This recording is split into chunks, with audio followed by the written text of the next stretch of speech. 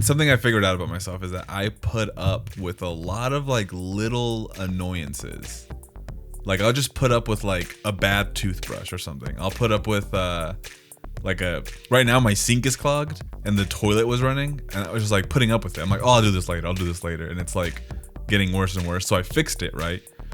And I'm like, oh my God, why didn't I got a new toothbrush. I'm like, why don't I just get a new toothbrush? I'm always complaining about how this shit is giving me a hard time because it's like, it was too soft and like all the bristles were frayed and kept like this. Yeah, and it was like coming apart, but I'm like still using it. I'm like, I have the fucking money now to fucking, you know, or just like little shit, you know, like that makes my life inconvenient, but I'm like, I'll just put up with it, you know. And I feel like you're doing that with the webcam where it's like every time we jump in, it's like, now you gotta mess with this whole thing. And webcams they're not expensive, you know. But listen, okay, I've come to the conclusion that it's time for an upgrade for everything. And I'm not mentally prepared for that. Like, I gotta get a new webcam. I gotta get a new computer, bro. I'm at the point now to where I'm starting to run games and it's like, I gotta put it on low. And I'm like, ooh, really? That's not a good feeling. Yeah, like, no, it's not. So yeah, I can't really play PC games like that because everything runs like shit. I'm on a 2080 and I feel like I'm on like poverty right now. And I'm like, I gotta probably. And I'm realizing are we on the 5090s or 4090s? What is the highest grade now? I don't fucking know. I don't have a good PC either. I gotta get that. I gotta get a new laptop for DJing since apparently I'm taking that seriously now. It's too much, bro. I gotta get speakers for DJing too. Like I need to spend money, bro, and I'm trying to spend money on my house, not on myself. But it's annoyances, you know. It all adds up. You know what I'm saying? It does. Yeah. See, and that's the thing. That's sort of how I quantify or qualify a lot of like putting up with little shit sometimes. Where I'm like, I'm not gonna. Okay, I have these shitty headphones at work. These wireless earbuds, you know, that I just use. They're so uncomfortable. They don't hold a charge, but I put up with it.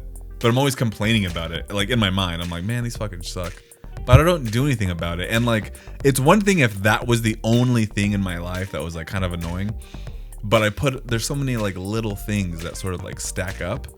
Yeah. And I'm just like, let me just start eliminating some of these things that stress me out. Like it's a compound of little things that sort of start to stress me out. Cause it's like, oh, the fucking toilet's not flushing. My toothbrush sucks.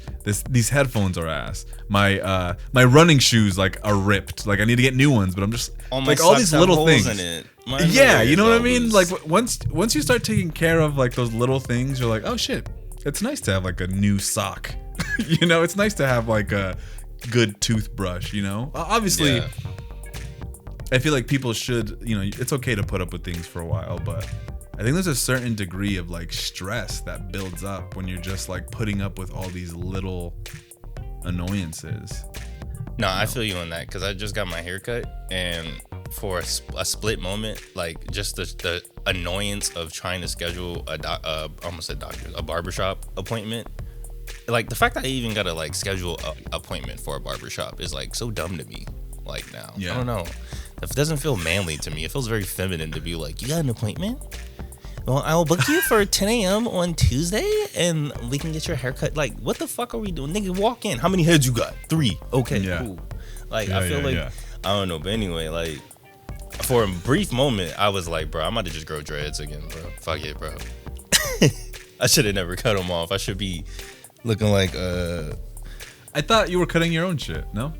I was, but, you know, I'm trying to at some nice. point. Yeah, I'm trying to actually look good for once. You know what I'm saying? That's why I got the do-rag on. I'm trying to be, you know what I'm saying? Yeah. But how have you been? It's been a minute. You know, life has been a bitch, you know, so this is usually we have a break during the season because normally this is the most games we've ever done in a season and the most status checks we've done in a season. So yes, it is the most status checks, yeah. So this is kind of like a break for us. Usually the break is during the summer and like Christmas time for us to be like, okay, we'll come back. We pick the games, stuff like that, but not this time. Yeah, no. I was like, we need to keep going and fuck our mental health and let's just keep fucking. No, Well, for one, I was like, damn, I miss this nigga Sondi. You know, I mean, you know, just like sitting and and talking about our shit. You're the only person that I can really talk about this kind of stuff with. So, I mean, you and me talk about a lot, but like video games or like just like media shit and whatever it is that we talk about. So I was like, let's keep Status Check going. Back of the Rack is in the background being worked on, but Status Check, we can easily just set up like a Friday call and just shoot the shit. Is it out? Even though this specific podcast doesn't do well at all, but it's for therapeutic. Yeah. Yeah, it's for the real niggas and it's therapeutic. Yeah. Obviously we got some listeners that are always cued in. But I don't know. So I was just like, you know what? I miss you. Let's go ahead and set a time up. Because we've played a lot and we've talked a lot about random things. And I'm just like, it's Status Check time. Yes. When we start coming to each other with like 3 paragraphs worth of like dissertation about some shit, it's like, okay, let's yash it out. Let's start with the questions like we usually do. So actually before that, let me back up. How? Because I don't think I asked you how you're doing.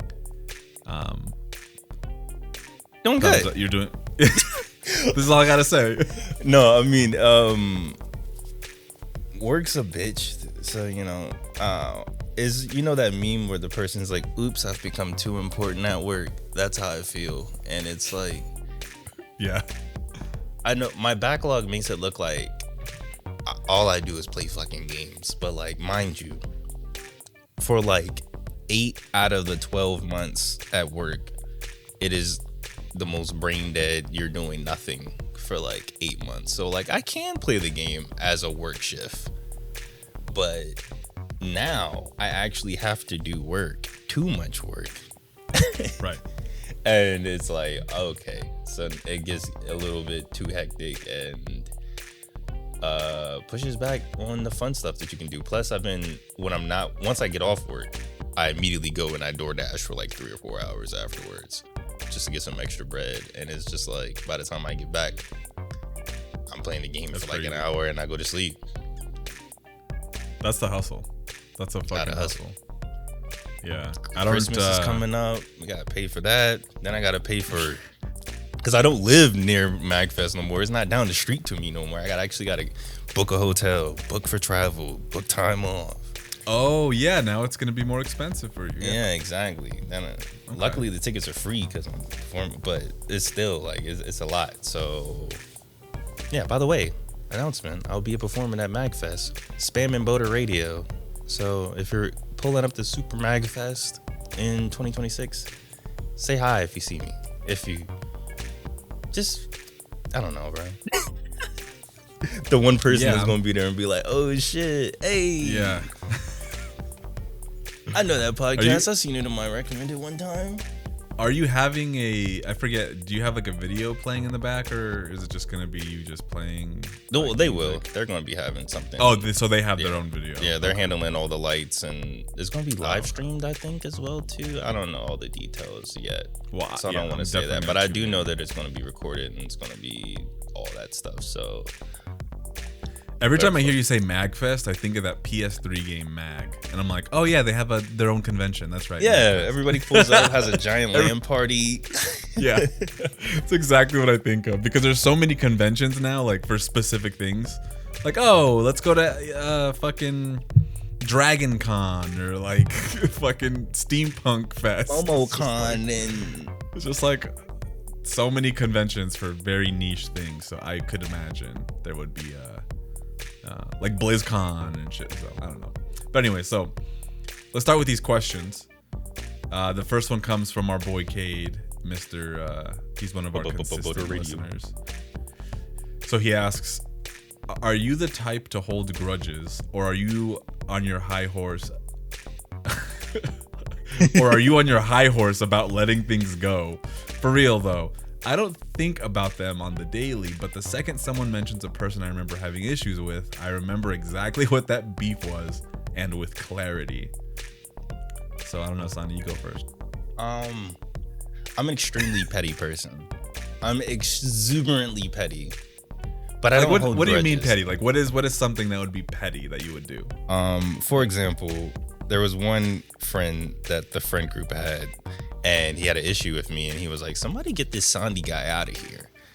And I was like, "Stop being a bitch, bro. Like, if you got a problem with me, just say it to me. You ain't gotta say it to the whole group." And he had a fallout with the group afterwards. And years later, we were at a friend's wedding, and he was there. And, you know, we're all sitting in the group, you know, corralling and talking and chatting. Like, what do you do now? You know, the shit, normal shit you go to a wedding. And I was like, yeah, somebody get this cam guy out of here. And like, that's holding a grudge at that point.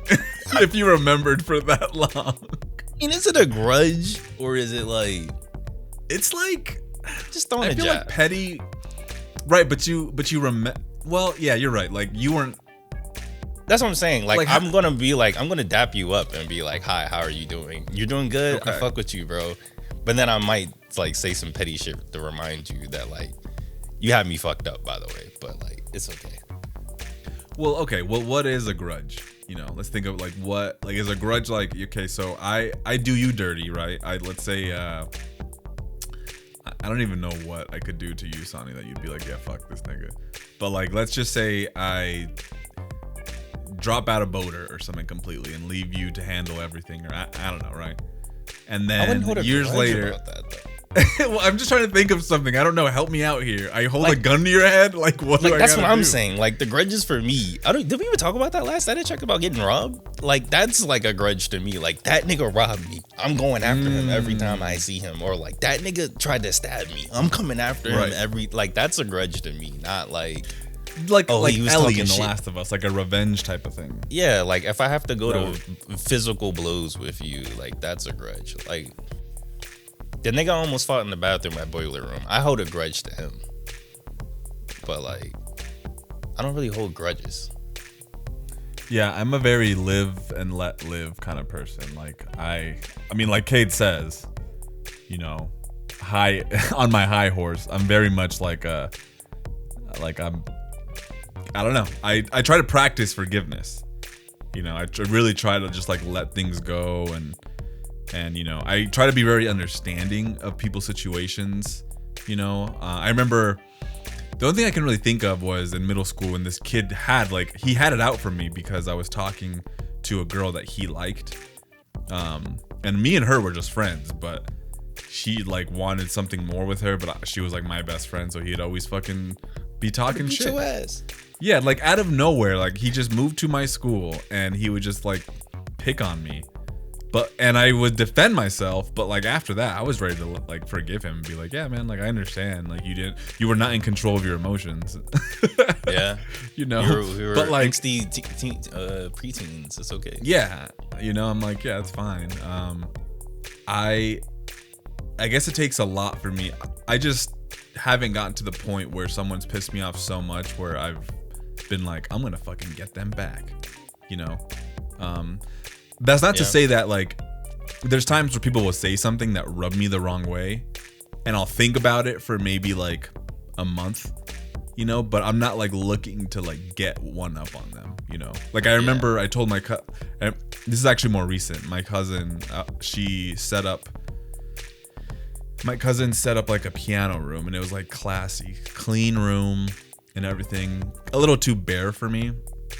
And so I made the comment, I was like, where are your like posters and figures, you know? The like, bongos it's supposed to be, yeah, like it's supposed to be like a joke, right? And she's like, well, I'm not like 15-year-old, you know, alluding to my room.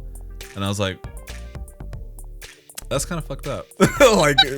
yeah, but fuck you. You know That's what the I difference, you know what I'm saying? Like, the fuck? You don't go to a movie theater and there's no posters, obviously. Yeah, I was just like, I don't know. I kind of felt like and I thought about it. I was kind of angry about it for a while, but then I was like, whatever. And then that's my thing. That's what I'm saying is that I'm petty, is because like I'll forgive, but I will not forget. Like Cade said, like I will remember exactly what it is you said that made me pissed off, but I'm not gonna bring it up. I'm just gonna be like, okay, and like it's like a mental registry of like, all right, I got you, bro. Yeah, of things that like sort of hurt you or something. Where it's like, what the fuck? Why would you say that's fucked up? Yeah. I think when I'm sucker punched, right? When someone says something out of the blue, and I'm like, yo, what the I catch a stray, and I'm like, I didn't deserve to fucking be like, like on some slick shit. Like when people just say it, I'm like, what the fuck? Yeah. Like, I know you're talking about me, like that's things I'll remember, but I'm so unconfrontational that like I would let it slide and just be like, okay, been to registry, and then they'll be like, bro, he didn't say hi to me at like the party, and they'd be like, I wonder why. Yeah, you did say that last time. Oh yeah, that makes sense. Yeah. That's the kind of person I am. I'm not gonna ham it on you or anything like that. Yeah. I try to be. I think it depends, like, on how confrontational I can be with a specific person. Like if there's a lot of people around, I try to play it cool. If it's like certain people, certain like a family thing or a friend thing or something, it just depends. But I'll be like, yo, I'm like, that was uncalled for. Why? What's up with you? Why? What the fuck you calling me out for? That is a great question. Like, how confrontational are you? Because like, I did just send you a voice memo of me being confrontational yesterday. Right, but like, not with the guy though. You were. I mean, I did say, "Can you back the?" Oh, you did? Yeah, I did say that. I don't know if he understood me, but Yeah. I mean, if I get up, if I put my basket back and I come back and you standing there like you about to pay for my shit, right? What am I supposed to say? Am I supposed to just stand there until you fucking move? Can you back the fuck up? I'm about to pay. Like, get the fuck back. Right. I don't want you looking at my pen and looking at my card. Like, yeah. Stop breathing on my fucking neck. Yeah, that makes sense. And yeah, confrontational does sound aggressive, right? Like if someone cuts you in line, right? Like I'm not gonna be like, I might be like, hey, bro, the line's back here, but I'm not gonna be like, hey, bro, you cut the fucking line. I want to fucking. Right. You can be like, excuse me, I was or hey, I'm sorry, I was in line, and then maybe what they say back might like really elevate, escalate things. Because he ain't even say shit. So that's why I'm like, he probably ain't even heard me. Because all I did was just go, can you back the fuck up? And then he just like waddled back. So like, he probably ain't even understand me, bro. Yeah, because I've been in situations where people say things to me because maybe I'm like, you were just mentioning, you didn't want him to see your pin. There was a situation where I guess I was too close to a woman and she was putting her pin in, and she like looked at me. She's like, "Can you back up?" And I was like, I wasn't even looking in her direction. I was like, "What?" She's like, "Can you move?" And I was like, "Oh, okay." And I moved back, and like she put in her pin, and I was like, "What the fuck?" Like I wasn't even that close to her. But the way she talked to me made it seem like I'm like, those are some fighting like words. Like he was like here on her. Yeah. Like I'm like, you're being a little overly like. Yeah, no, because the nigga was like this to me, bro, and I was like, bro, like. And every time you know how you do that like step up when somebody's too close to you in line, and you go like. Yeah. Like he was doing it with me. I'm like, bro, back. Like I'm stepping up so you can back the fuck up, please. Yeah. I don't know. But to answer your question, Cade, I don't think me and Sondi hold grudges really, but I think everybody remembers shit that someone said. I mean, you have to be a saint to not be like, hey, remember when you fucking called me out? Remember when you took my video and it made a video copying my video saying the same shit, then made a podcast that copied our podcast idea? That's a good reason right there. Anywho. I guess you could hold I mean, like, I feel like I started the whole city pop JRPG mix thing, and then I swear I was the only one on YouTube that had done that. And then all of a sudden everybody started, there like a bunch of mixes came out after that, that were more popular than mine. And in my mind, I was a little like upset about that. I was like, what the fuck? But I let it go. So I don't know. That's a good question though. Okay, good question. Next question is from my very own future wife. Future fiance. What is your favorite fall game to put you in the mood for Halloween? That is a good question. I kind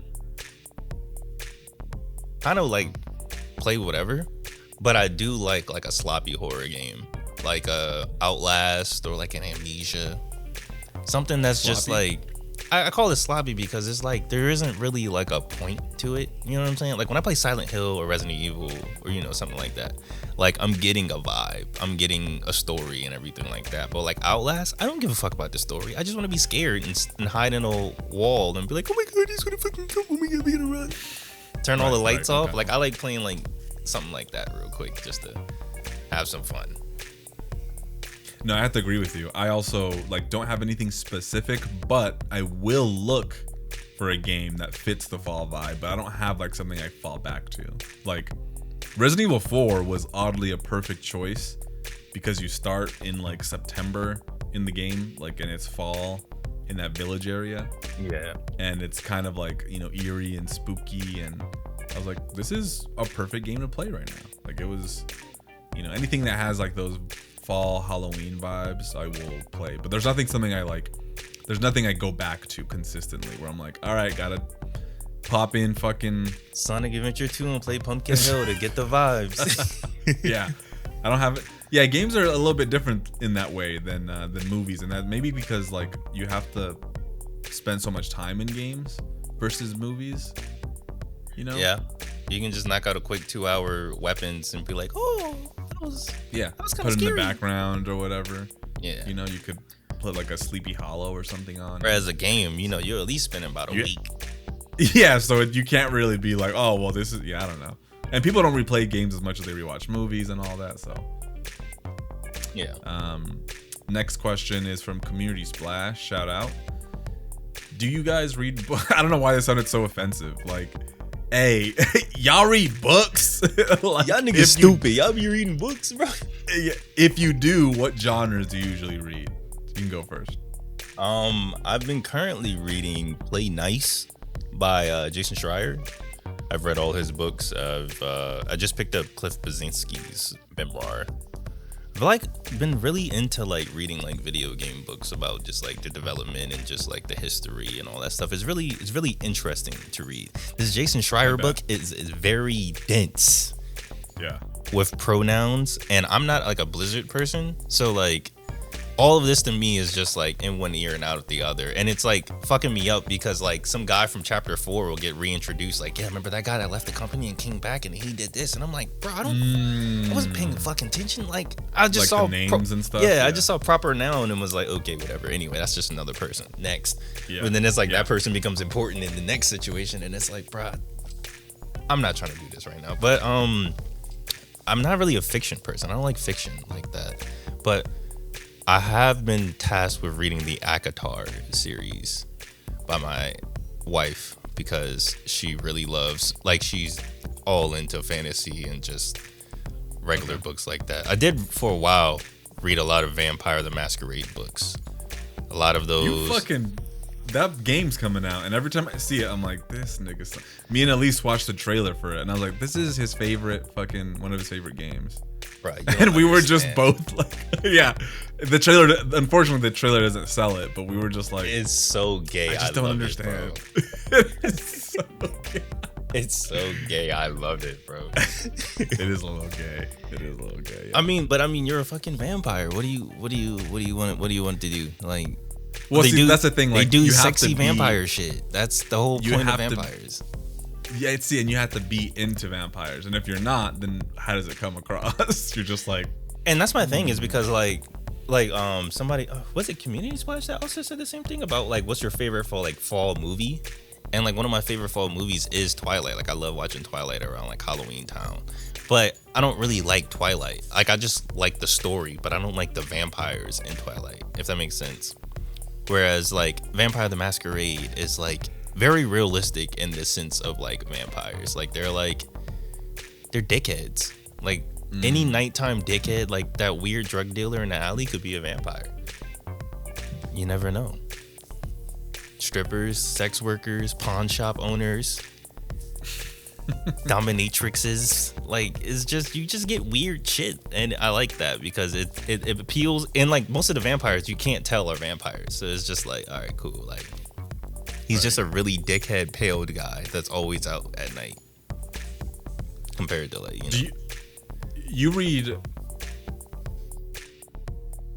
comic books, which I mean aren't really books, but I mean, it's got books in the name, but yeah, I mean those. But are it's not and that's like fiction. It's got pictures.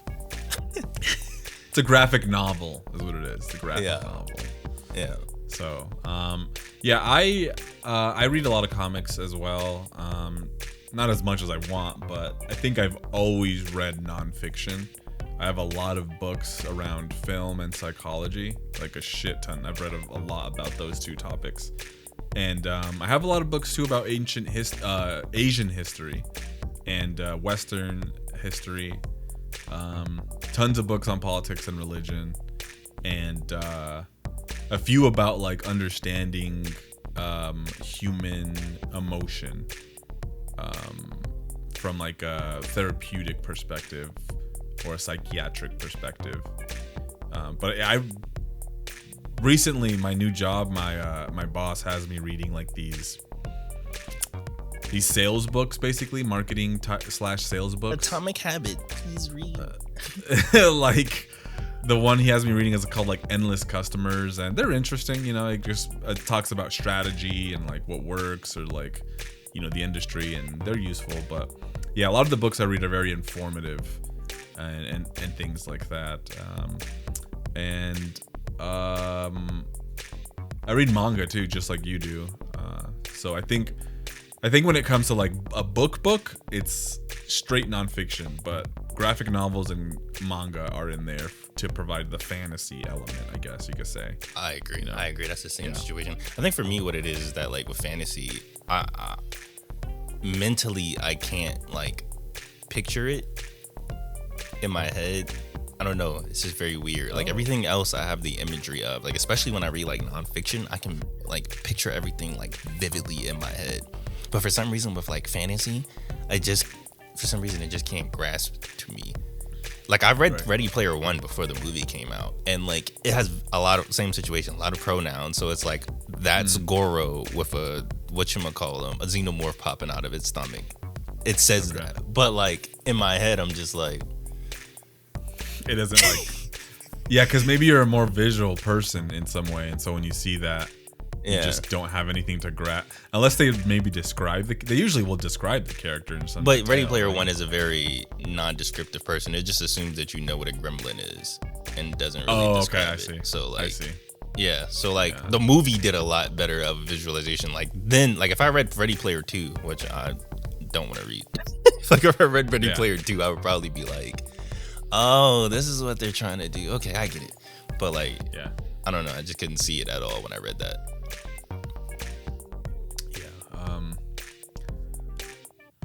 Next question is from Aussie ABC. I don't think we ever found out what his actual name was. Aussie ABC is, what are your favorite meals to cook? No, you gotta say it. You gotta be like, oh, your favorite meals to cook.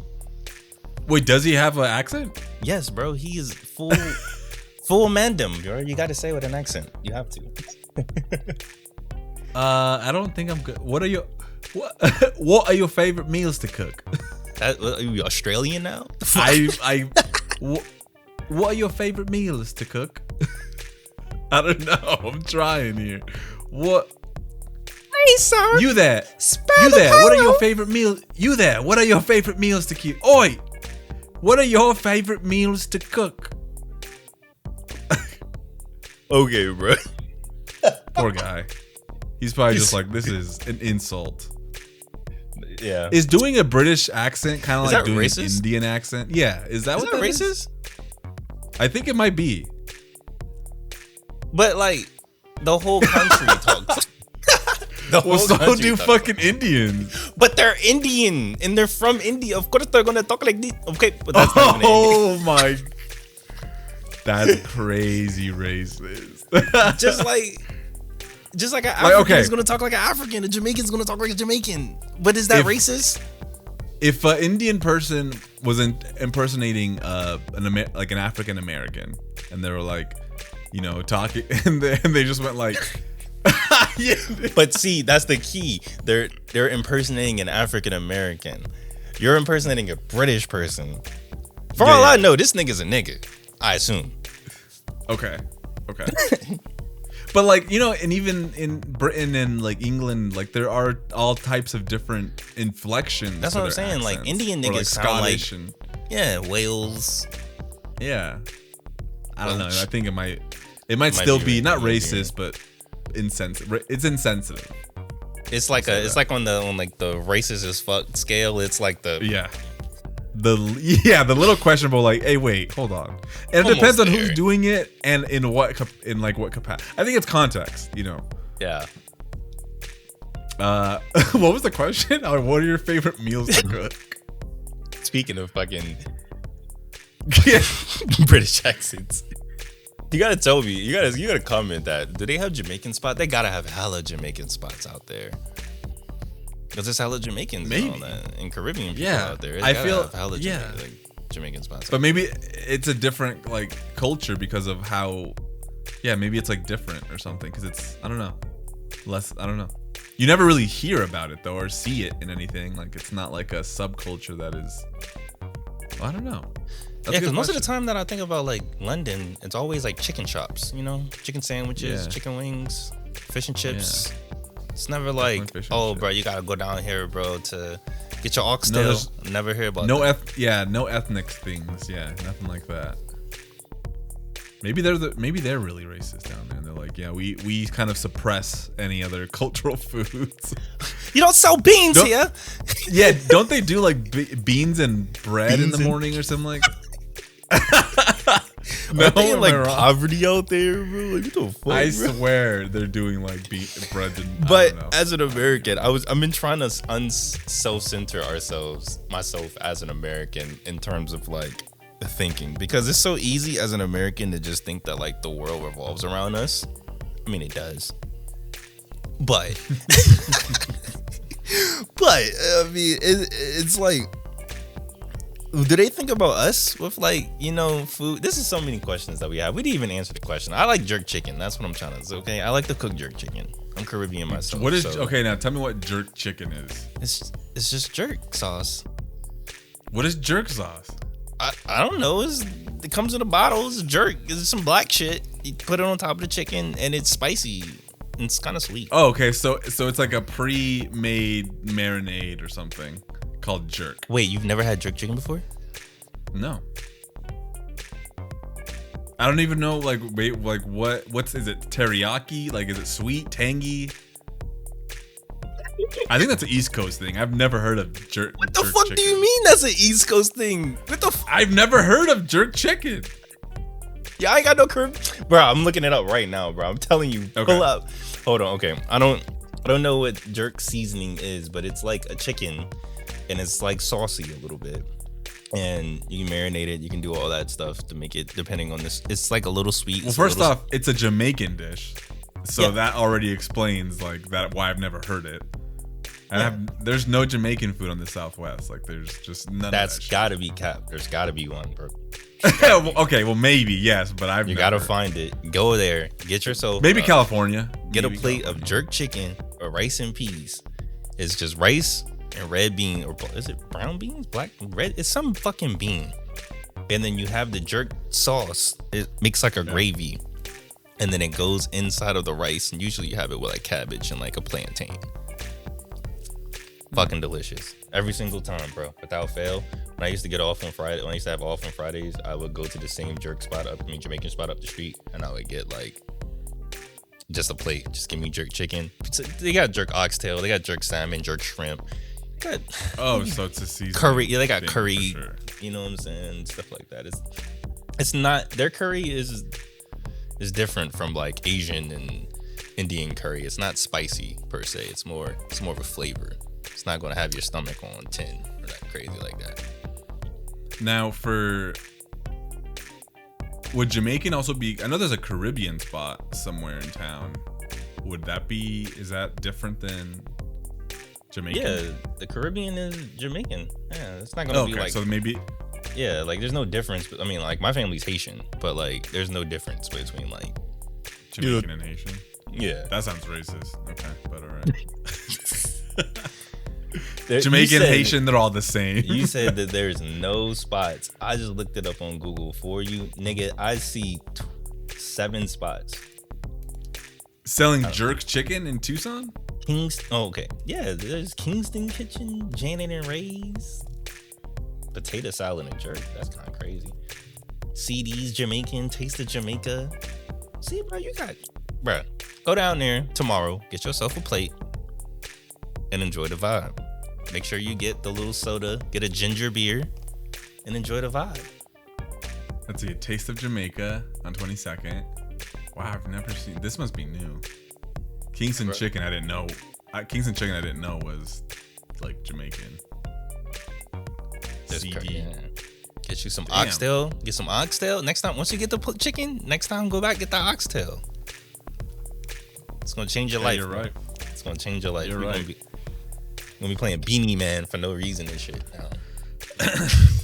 To answer his question, my favorite meal to cook, right? To cook, because that's the question, not what your favorite meal is. What your favorite meal to cook is. I'll be cooking it. No, I'm just saying. I like cooking grilled fish. I think grilling like a whole fish on a grill is really fun. With the head? With the head, yeah. I like doing that. And also pan fried salmon, I think, is fun too. Just like how tender and how quick it is. But I also don't have much experience in cooking a shit ton of stuff. I've cooked ribs once, but that was just I was like, nah, this is too many steps. Since I've moved down here, I've tried to become a grill master. Do you be grilling? Yeah. I don't grill as much. At least does grilling a bit more. But yeah, we just got a new grill too a couple of months ago. So you suck at grilling? I suck at grilling. I burn everything, bro. But to be fair, I like the burn taste. I'm not gonna lie to you. Same. Is that a nigga thing, you think? Yeah, because I like my hot dogs black, bro. I need a black hot dog in the black I want them charred. Like the fucking... Literally, I need my chicken black and I just bite it off and just... Yeah.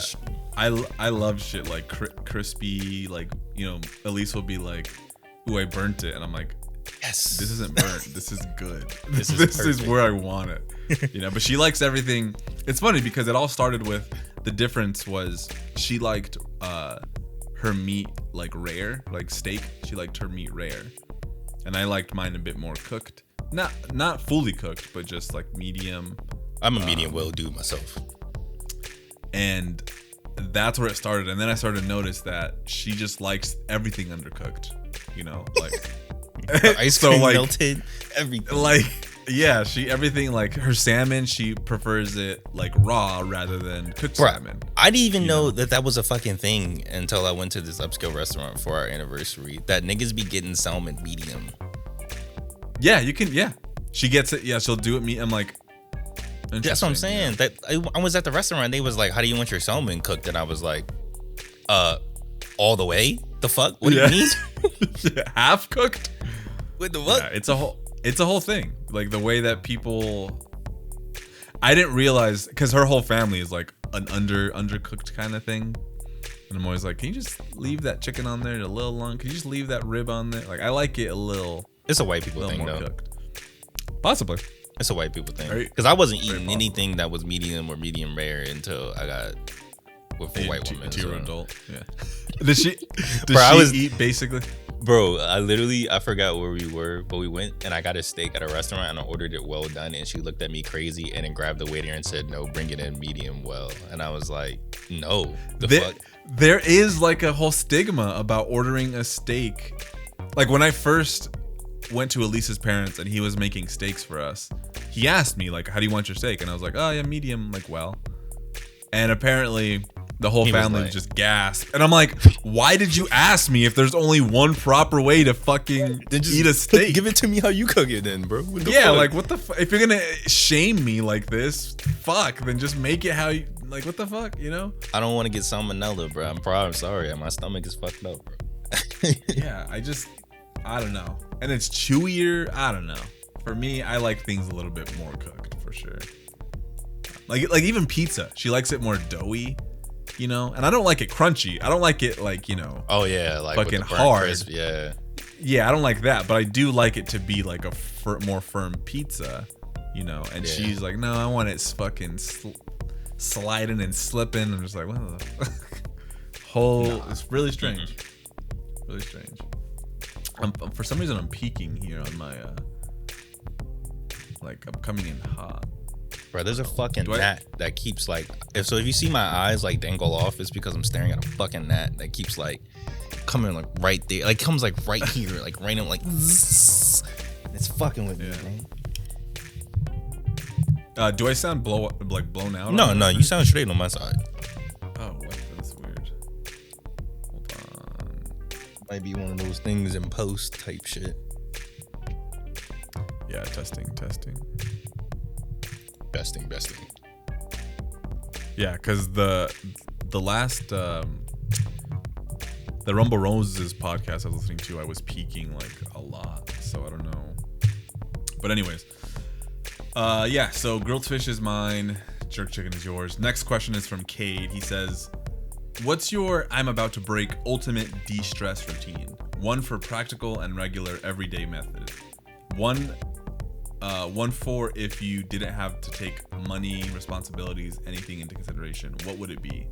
I'm gonna read his because I thought his was interesting. So he says that his regular decompression would be a cold cherry Coke Zero, a candle, which is gay as hell, read a book in either the bath or recliner. So that is his answer. I think that is very interesting. Bro, my answer's about to be way gayer, bro. I was about to say a bubble bath. Do you take baths? Yes, bro. An Epsom salt candle? bath, bro.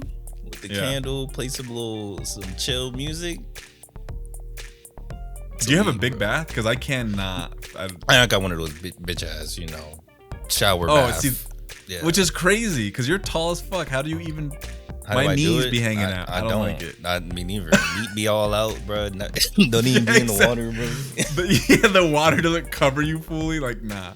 No, but yeah, Epsom salt baths do be hitting though. You gotta do Epsom salt bath. I don't know what the fuck the salt does to the water, but it's a very relaxing thing. It might be fucking opioids. I don't know. Yeah, Elise is really into those. And then his perfect world one is isolated cabin or a nice hotel room with pizza, scary movies to start, book and music to end. Maybe a swim or a sauna in the mix. I'm like, yeah, that's luxury. I want you to go first. So I'm thinking of my answer. I don't really know, to be honest with you. Yeah, I would say my practical, like, I need a fucking break. I need to de-stress. I like music. I think that's a common one. Some good music.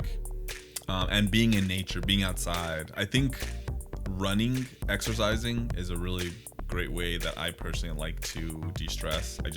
Running, listening to music, and being outside, like those three things really just like will reset me. And then my fantasy, one is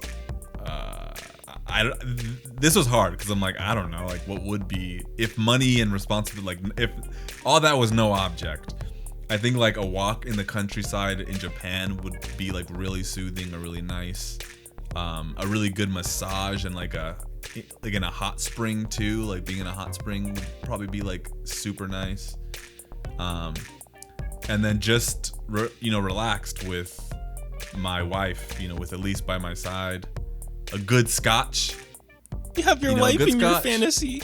Aww. Yeah, a good scotch and a little some intimacy. I feel like a little bit you know what I'm saying. There's no better way to de-stress than that's a little crazy bit of that you have scotch. Your wife in your fantasy. She is nowhere near my. Yeah, maybe I should have put her in my practical one, but I don't know. I was just thinking of like I thought about like fantastical one looking at yours, and I was like, my wife was not in that idea. Probably should change that. Let me know. Now she's downstairs listening. Like, yeah, she's like, what the fuck? Hey, fuck that nigga. Practical, yeah, I would say like baths, blasting loud music. I'll just blast like throwbacks. Like the other day after like a long stressful day at work, I just got off work, cooked, and blasted Little John, like all the songs he produced. Not even like his songs, just like going through his like producer discography. Like I just like doing stuff like that, playing an album, mixing, trying to find like new songs that go together, stuff like that. Just finding new music, going on random weird YouTube binges of like click a song and then click every song interrelated while you listen to that song, and then just close the tabs out as you go along, and just keep doing that until you just find some stuff. Either that or a very long drive. Like I'll just no GPS drive. If I see a turn, I'm just gonna turn down this road, whether that's a dead end street or a neighborhood. I'll just drive and get lost and just listen to whatever's on shuffle at the time until I'm like, I think I'm ready to come back home, and then I'll slide back home. If I ever disappear, it's probably because of that. I'm just probably on the road driving. Not being bothered. Fantasy wise, well, I guess my wife's in this fantasy now, since I don't look like a fucking like a jerk, like a fucking asshole, I guess. You know, I will say, because your fantasy is probably the same as me, except it wouldn't be countryside, it would be in the city. I love being lost in the city. During our honeymoon, they went to like some fucking ice cream village or some shit like that, and like I was not trying to do that. So I was like, y'all go ahead. And I just put some headphones in and just walked around Florence for like 6 hours. I just walked and was just vibing in the city. And it was such a vibe. And I remember catching that vibe when I first moved back to DC, because I was like right across the street from the like train station. And I had like a free train pass from my mom's job. And I would just all summer just ride the train, get off, and just walk around in the middle of nowhere. Places I probably shouldn't have been walking around, but I'm still alive, so it's okay. Right, yeah. I wish the stigma, now that you said that, I wish there wasn't a stigma for being like a dude and getting a massage by yourself. It's like... Well, no. But, like the stigma of... Are you talking about... I'm sorry. I don't know why I thought you were going to say the stigma of taking a bath with a candle, but you're talking about a stigma with massage? No, because like every time I've gotten a massage, like a couple of massage, I'm like, wow, this is amazing. And we always afterwards is like, yeah, we need to make this like a monthly thing. We need to find like a membership or something like that. But it's like, you can't just go and get a massage by yourself as a dude. They're going to judge you. They're going to be like, what was you doing over there? And it's like, all right, Ling Ling wasn't messing with me, bro. I promise. Ling wasn't fucking with me. Bro, I promise. I just wanted a massage, bro. That's crazy. Yeah. Well, let's move on to our personal topics that we have here. I'll go first here. So, considering that I had lost my job, I think the last time we did the status check, I was still unemployed. So I was unemployed for basically what, 3-4 months, and it was. I was on unemployment. That was tough. That was a bitch, but I feel like everything is turning around in this really crazy way. So, my fiance Elise, she just bought a car, and it's like a Mazda CX-30. It's really, really nice. So that's our new like town car. The job that I got pays very well, and is opening me up to a lot of different opportunities. It's going to be a great resume builder. They're giving me my own car. I actually just brought it home today. It's a Bronco Sport. Hey. And like everything's just like perfectly like kind of working out in my favor, which I feel like is rare. You know what I mean? It's one of those things where it's like one opportunity closes and then all these other ones pop up and it's like better than it was. It's like so interesting. But I will say life is really good for me right now all of a sudden. My TikTok was going, was popping off for a little bit. I haven't been able to do videos, but that was growing. This job, new vehicles, don't have to stress about those anymore. It's just like things are just good. Coming along. Yeah, I'm engaged. Obviously, that happened earlier in the year, but like a lot this year has just been treating me surprisingly well, even though I got fired, and just been things have been going good. The only problem is that Back of the Rack is still not like up. Still hasn't hit 500 subs. What's going on with y'all? I just don't understand. Hit the fucking like button. We literally were like, let's do an episode every month this year, or almost every month, and yeah, I don't know. But anyways, so yeah, I just wanted to kind of catch everybody up on that. And it is interesting how good life can be, or how bad life can be one moment and then into the next, and things are just happening, and yeah, I don't know. That's it. I guess that's my only topic. I just wanted to talk about just wanted to be like, life is good. After exactly. For life is good for me. Everybody, was, a lot of people were worried about me. My mom especially. She's like, you need to fucking quit doing this podcast, these games. My mom was basically telling me, like, you need to quit doing these hobbies. Like, your video stuff is not working. You need to go to a trade school. She was telling me this several months ago. This is moms in general. Yes. You complain to your mom about one thing at your job. She's like, well, you need to put your 2 weeks in. You need to start looking for jobs. You need to update your resume. Send it to me right now. I'll make sure it's good. And it's like, Mom, I just had a shitty day at work. It's okay. It's a problem. I was just venting.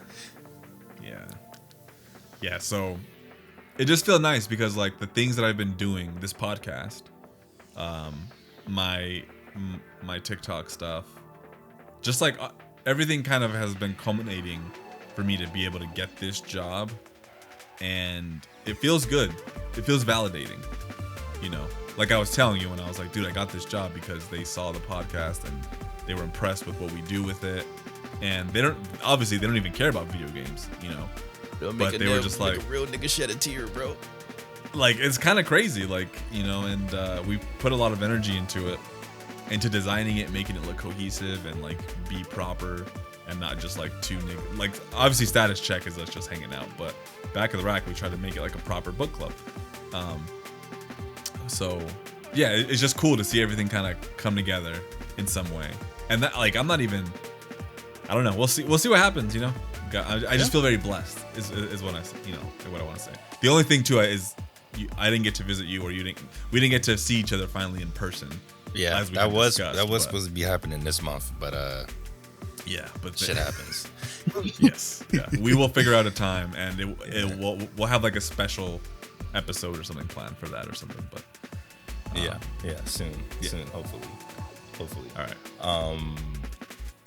That's very interesting because you put that and I put life's a bitch. That's what I meant. Started it out. Things are going the opposite. Are going the opposite way. It's not even that things are going the opposite way. I would more say like you said, one thing opens, another door opens. Like today, I had a contact that just so happened to be doing some work around the house, and they saw my turntables and shit, and were like, "Hey, bro, do you want to do some parties with me?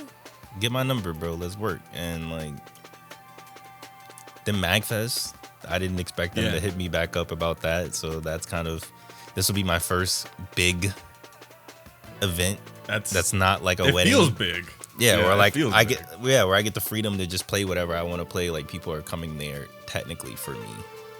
Yeah. But I wish I could go. It's just it's very interesting to see because I've never really thought about pivoting. Like I've never really wanted to like DJ full time, like as a career, or even like DJ part time as like a gig, because I've always, the few times that I have DJ like gigs, like weddings and stuff like that, they're fun. Extremely stressful. You've known from doing photography for weddings. Fun. Not the word I would use. Extremely stressful, extremely nerve-wracking, anxiety's at an all-time high, and that's probably the same situation that's going to happen in January when I go to MagFest. So if you see me on stage and I'm like, it's okay. How much are tickets to MagFest actually? Like $100-something. Then you gotta get God damn, yeah. Then you gotta fly out there. I don't like you that much. Yeah, that's what I'm saying.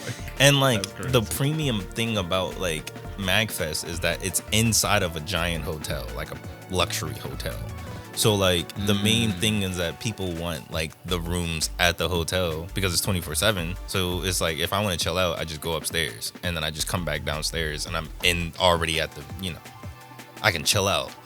And it's DC. Most of the time it's snowing in January by the time that this happens. So it's like you're gonna be wearing this heavy ass bubble coat or like, snowsuit. And then I gotta walk around a hot ass convention. all day. It's like it's so much to it that like the luxury of having a room even on the harbor, let alone like in Alexandria, is like it's so much involved with MagFest. But it's always been a fun time. Been going for 10 years now, so it's always been a fun time every single time I've gone. I love it. Yeah, I do kind of, I don't know. I'm like thinking like I do kind of want to go, and because MagFest is like it's a game. It's the music and game festival, and this year it's a good year to go. They got Rebecca Sugar is going to be performing there. I don't know who that is. From Steven Universe. I don't know who that is. Oh wait, the animated show. Right? Yeah. The creator. They're gonna be performing. Crush 40 from Sonic is gonna be performing. Okay. I know of them. I've never heard. I don't think I've heard their music, but I know of them. No, I would. I'm gonna look into it. I think it'd be cool to like be there to support. That's like the one convention. It was just so lucky that it was T Lopes is gonna be. Well, that was last year.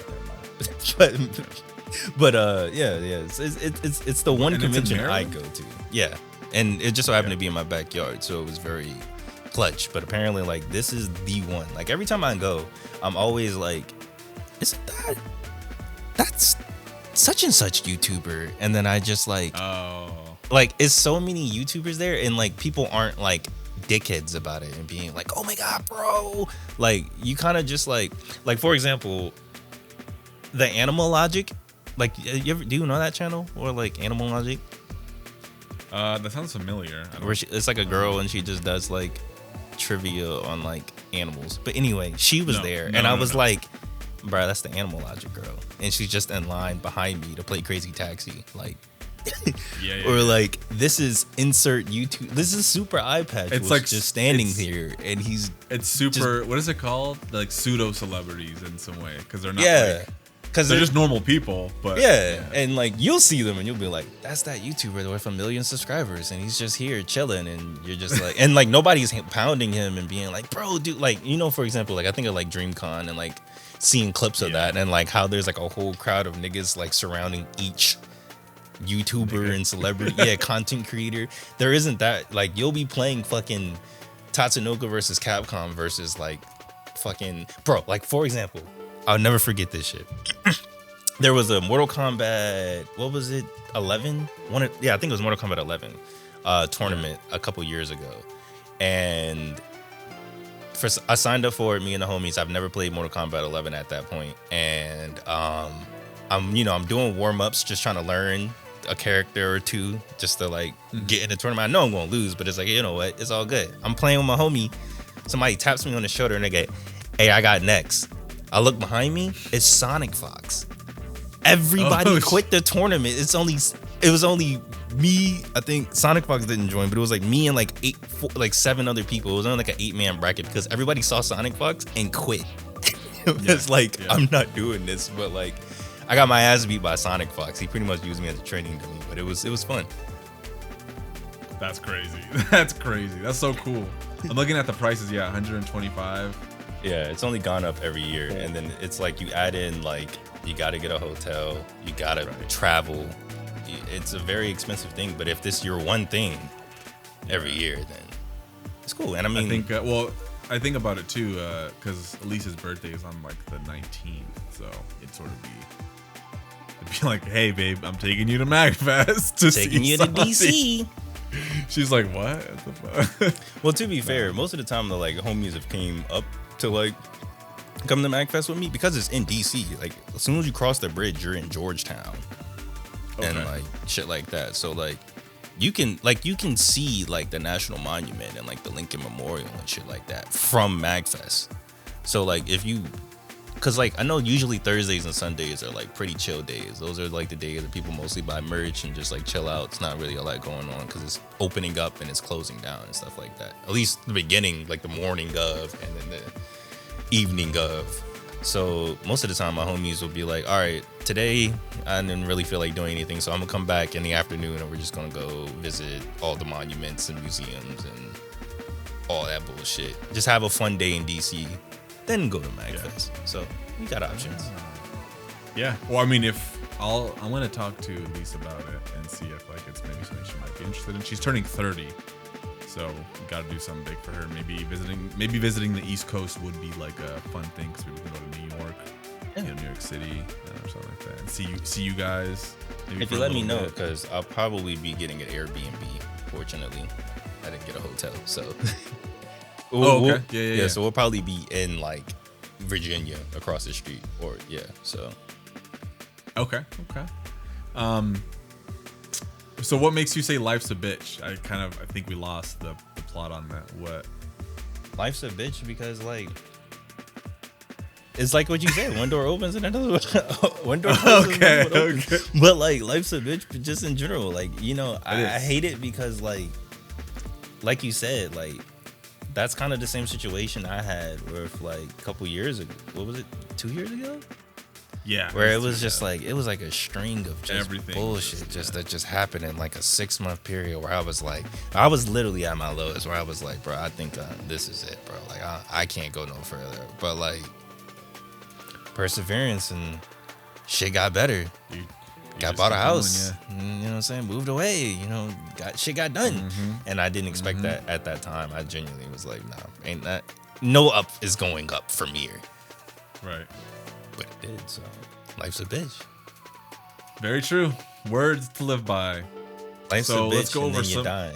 That's why we get high, because you never know when you're gonna go. Exactly. Yeah. Gaming topics.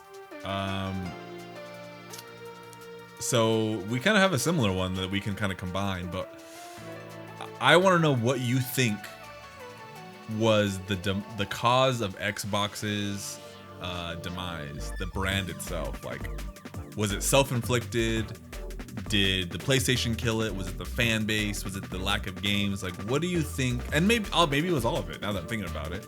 But like, it is really interesting to watch one of the main competitors to PlayStation just in the past like year and a half just fold. Give in, throw in the towel. It's just like, all right, well, here's Gears of War, here's Forza, here's Halo coming up soon. They're probably about to announce Halo for PlayStation. Yeah, raising our prices for our own console. People are jumping off Game Pass. It's just like they're done. They're so it's just like what do you think? I would probably point it out to the Xbox One, unfortunately. That was the start. I would say the start is because that's when I started working at GameStop, was right around the launch of the Xbox One PS4, around that time. Like I was there like in that transitional period. And I vividly remember getting an Xbox One with my discount at GameStop and not really doing like, it was weird. Like I had an Xbox, but I didn't have any games for real. Like I was playing like iDarb and like State of Decay, and like I wasn't really playing Xbox One games. When I think about the Xbox One games that I played, like I've recently just replayed 2 of them. I've been replaying Sunset Overdrive and Recore, which were both Xbox One games. Yeah. Dead Rising 4, and all of them are ass, low-key. Dead Rising 4 included? Dead Rising 4 included, or is it 3? That was no. Dead Rising 4 was the Xbox. Or wait, yeah, Dead Rising 4. Yeah, whichever one with the mechanic. Wait, what is that? Which one is Dead Rising 3? That's what I'm saying. Is Dead Rising 3 the one where like you could build like vehicles and shit, or is it? Because that was the one with like where it was like, yeah, it is Dead Rising 3. It was Dead Rising 3. That was the one on Xbox. Damn, that game. See what I'm saying, bro? Like Xbox One literally had no games, but it had so many games, bro. And I think that is the part that like I think about, because I remember selling my Xbox One right after Fallout 4 came out. I played Fallout 4 on it, and then I said I am good, and I sold it for a PlayStation 4 at that time, and never looked back after that. Like, didn't give a shit about my gamer score, all that built up from the 360 era all the way up. Just gave less of a fuck about it. Didn't care at all. Like, it just went out. I don't know, bro. There isn't anything that Xbox creates, which is so weird because they own so many studios, that makes me go, wow, that's Xbox. And I think that's where they lost it. Whereas PlayStation, still to this, like Ghost of Yotei just came out. Granted, I'm gonna call it how it is, and I'm gonna just say it's pretty mid. But everybody was talking about it. Everybody talks about The Last of Us. Everybody talks about any PlayStation game that comes out. Everybody's gonna talk about it. But like Xbox, what do you like? Avowed came out. South of Midnight is my game of the year, but is that gonna be everybody else's game of the year? No. Expedition 33 wasn't even published by them. Ninja Gaiden 4, is that them? Are they publishing that? Or is that just Toei Tecmo? Yeah, that's just Koei Tecmo, I think. Yeah, like Outer Worlds is coming out in what, 2 weeks? Who gives a shit about Outer Worlds 2? Yeah, I don't know. That's a good question. I feel like wait, is South by Midnight only gonna be Xbox exclusive? That you don't think? Yeah, they own the studio. Yeah, it's by the people that made We Happy Few. They bought that studio years ago, and this is what they were making. Yeah, well, I'm sure it'll come to PS5 or something at some point. Because they're leaving so much money on the table at that point. Yeah. Give it a year. South of Midnight will come out. Yeah, it is interesting. I think they misunderstood the audience and the market, and they wanted to, for one, branch out into too many mediums too quickly, and I think they relied too heavily on like Halo and Gears, and they milked those franchises, and also weren't delivering consistent entries in those franchises. So yeah, they sort of lost a lot of good faith. You know, Xbox, a Game Pass was like somewhat consumer friendly, but I think also people don't particularly play games the way they watch movies. Like, it makes sense for Netflix to have streaming, a catalog of movies for viewers to be able to select, jump in and out of, but games are different because you spend so much time in them. You know what I mean? Right. Like, especially because games are made to, like, games aren't like how they were back. Like, if it was PlayStation 2 days when games were like 8 to 12 hours long every game. Right. Yeah. Or like even before then, PS1 days where just games were just more arcadey. Like, that would kind of make more sense because you have like an arcade cabinet of like all these games. There's, selection. But like when it's like your day one releases, and then you were also training your Xbox audience to not buy games. You're training them to like, oh, I'll just buy Game Pass, and then that game will go directly to that streaming service, and then I don't have to fucking buy it, And then as you're leaving so much studios closing down and the price is increasing because it's not making money, as we all knew exactly it was going to do.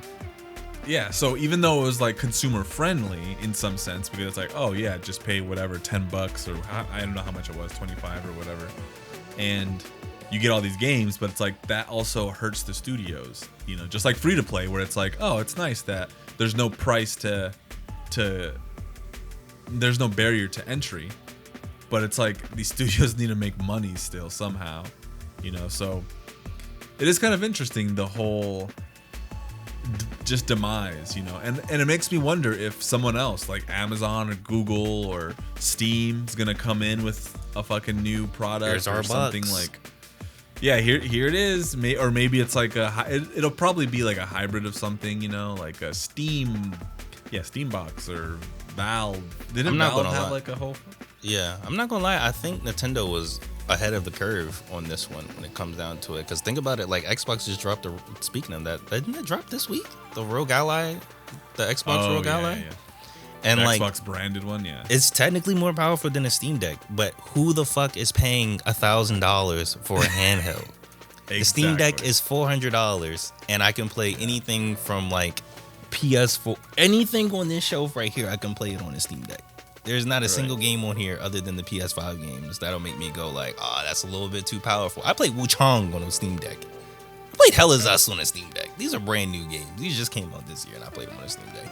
I think that's the wave, is that portability, having the handheld, being able to plug it into the TV, but having the flexibility to play whatever you want. I think it's a good compromise of having that handheld. And I think Xbox kind of is a little bit too late on the party. And like, once again, they're like, okay, just throw the biggest specs. But it's like, the reason a Steam Deck or a Switch is so successful is because it's so affordable. Even though, yeah, the Switch 2 is $600. I mean, but you can buy a Switch for $200, for $100. Like, you know what I'm saying? Switches are so tossing affordable. tossing the fact that Switch 2 has the software. They have the games that you want to play that are exclusive to Switch. Yeah. Like, and every then Nintendo game. Steam, and then Steam is covering sort of like the PC emulation sort of arena. So they have their niche. So that makes sense. So Microsoft, Xbox, they can't come in. They need to. It's like the PSP. Like, you need your own like game, like games for that system. Like, why else? Why would you buy a ROG Ally when, like you're saying, you could just buy the cheaper and just as good Steam Deck or Switch if you wanted, which has a lot of cross-platform games and stuff. So yeah, it doesn't. It's a bad move in terms of like economics and marketing. And it's just like, who is this going to be for? Also, the only thing that makes it Xbox is its branding. Yeah, because you can still download Steam and play your Steam games. So it's like, I just paid for a $1,000 Xbox to play Steam games. I could just save $600 and buy a Steam Deck. Yeah, it's a bad move, but they're gonna become probably like the biggest publisher now of games because Halo, Forza. It's so interesting because like, I was like a child when Sega bowed out. Because I remember playing Sonic Adventure 2. I played Sonic Adventure 2 first on Dreamcast. Like, Dreamcast was the first, like, console that I remember playing, like, at the time, watching and stuff like that. It was Nintendo 64 and Dreamcast that I would watch growing up. And then the GameCube came out, and that's why I was like, whoa, I'm playing Sonic Adventure 2 on my GameCube. I was just watching him play it on Dreamcast. This is crazy. Yeah. But I didn't really have that allure of Sega from like the Genesis and the Mega Drive days all the way back then. I only knew about it as a publisher. So I wonder how kids are going to experience Xbox now, because they're not going to remember the 360 or the OG green big box. They're going to only remember, because everybody just gets a PlayStation. Even when like PlayStation 5 was coming out, people were like, buy your boo a PlayStation 5. There was never no girl being like, I'm about to buy my boo an Xbox Series X. No. Yeah. It's a PlayStation 5. Yeah, that's a good, and that was a good like marketing beat too for them to have like people basically just like selling the console for them, like not even being paid. Like, oh, just buy your boyfriend a PS5, it's just free marketing. But yeah, it is interesting because Xbox 360 was so dominant only 20 years ago now, which is a crazy long time. Crazy.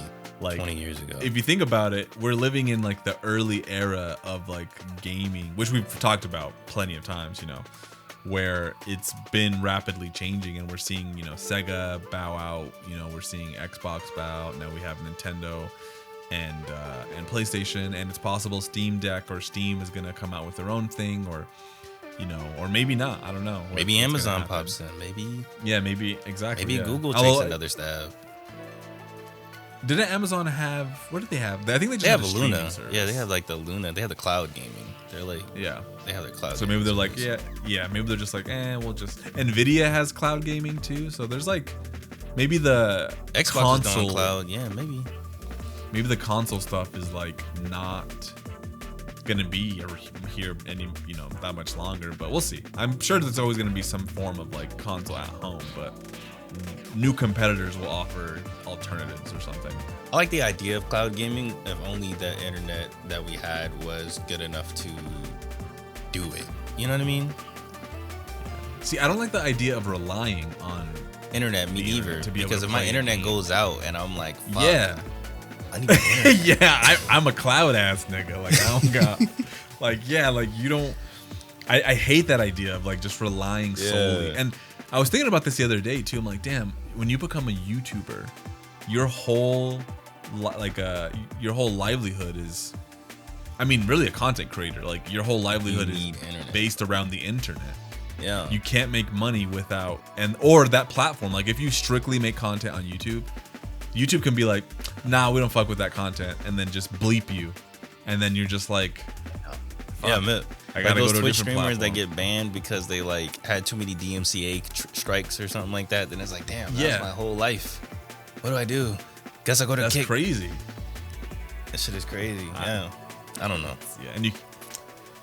But yeah, I guess we'll go into the next topic, which is, so I've been playing Tormented Souls for the spooky time of the season, and it's really good. I like it a lot.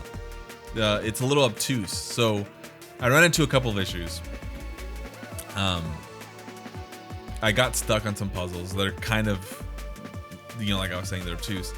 So I thought that I glitched, or I thought I ran into a bug where a specific puzzle piece wasn't spawning. So I got to this point and I'm like, this piece isn't spawning. So then I asked ChatGPT, and I told you about this, Sondi. And I asked ChatGPT and I was like, okay, this specific flashlight isn't spawning in this area for me to get to this other area that needs a flashlight. ChatGPT is like, yeah, no, people have been running into this issue all the time. It's a known bug. And I'm like, okay, cool. So like, what do I do? And they're like, okay, so just reload your thing, reload your last save, go to this area and it'll like restart the spawn script. And it was having me do all this shit, and nothing was working. This puzzle piece was not spawning in this area. So I'm like, fuck, am I gonna have to like restart this? And I was only about 4 hours in, but I'm just like, god That's damn. a lot of progress. Yeah, so I'm just, especially in a game like that's only about 10 hours, I'm like, yeah, fuck. So I'm like, okay, I like it enough, I'll just restart it. And so I'm like, but I'm gonna use a playthrough, or a walkthrough, because a guide, right? I'm gonna use a walkthrough guide to get to the point faster, to get to that, Yeah, make sure you don't lose, because it's probably like, oh, you didn't go in this room and grab this one doobert. Exactly, yeah. And I was like, yeah, I should be able to progress faster too if I have this guide, instead of like, what I was doing initially, which is just like fucking, just dicking around trying to figure puzzles out, walking into every room and all that. So I started to use the guide, and it's like step by step, right? And I get to the point where ChatGPT told me that the flashlight is supposed to spawn. And I'm like, it's still not fucking here. This piece is still not spawning. So then, oh my god. So then I go back and I go to chat, or I go through the walkthrough guide, and I'm like, let me look ahead, And so I'm flipping through it, and I see that the fucking puzzle piece doesn't actually trigger until way later. And it's not even in that area. So then I had to cross-reference with ChatGPT, and I'm like, this bitch. Why the fuck would you like what? And I'm just like, what the? So I basically restarted the game and played it all over again because I was misled by ChatGPT. But that brings me to my point here. After I was using the walkthrough guide, I got hooked on using it. I was like, and the point here is the sort of psychology of a strategy guide, because now I feel like I can't play this particular game without it, because it's so like, I feel so like dependent on it. And now like, that's exactly what I did for Silent Hill 2. I was a puzzle, I could not solve that shit, and I was like, what the fuck do I do? I looked at I went to GameFAQs. I went to GameFAQs, found an old ass guide, and it had like a speed walkthrough where it cut out all the bullshit, because before he was explaining how you got the answer to each puzzle, and I was like, okay. Oh, that's smart. But then he was just like, but if you want to just do the speed walkthrough, here's the speed walkthrough section, do that. And I just played the whole game looking at the speed walkthrough section, like, yeah, okay, for this puzzle I do this, okay. And I was just thinking about how, for one, it's sort of like training wheels, but you're not learning, right? So like the guide has been walking me through every piece, and I feel like with these types of games, you start to get a certain logic from the type of puzzle that it's implementing. There's a sort of like internal progression with the puzzles that you're like, oh, okay, well this puzzle was this, so I know that this one might be like kind of like this, or like Right. these are the limitations of the puzzles. But now, like, I do these puzzles and I'm like, I don't know how I would have Where's the ever guide? figured that out without a fucking guide. But also, I'm like, you know, I'm using the guide. I'm picking up everything it's telling me to. Oh, once you walk into this room, to your right, there's gonna be some shotgun shells. Over there's gonna be this piece and that piece. And I'm just like, oh, okay, you know. And I'm like, is this robbing myself of the atmosphere and the experience?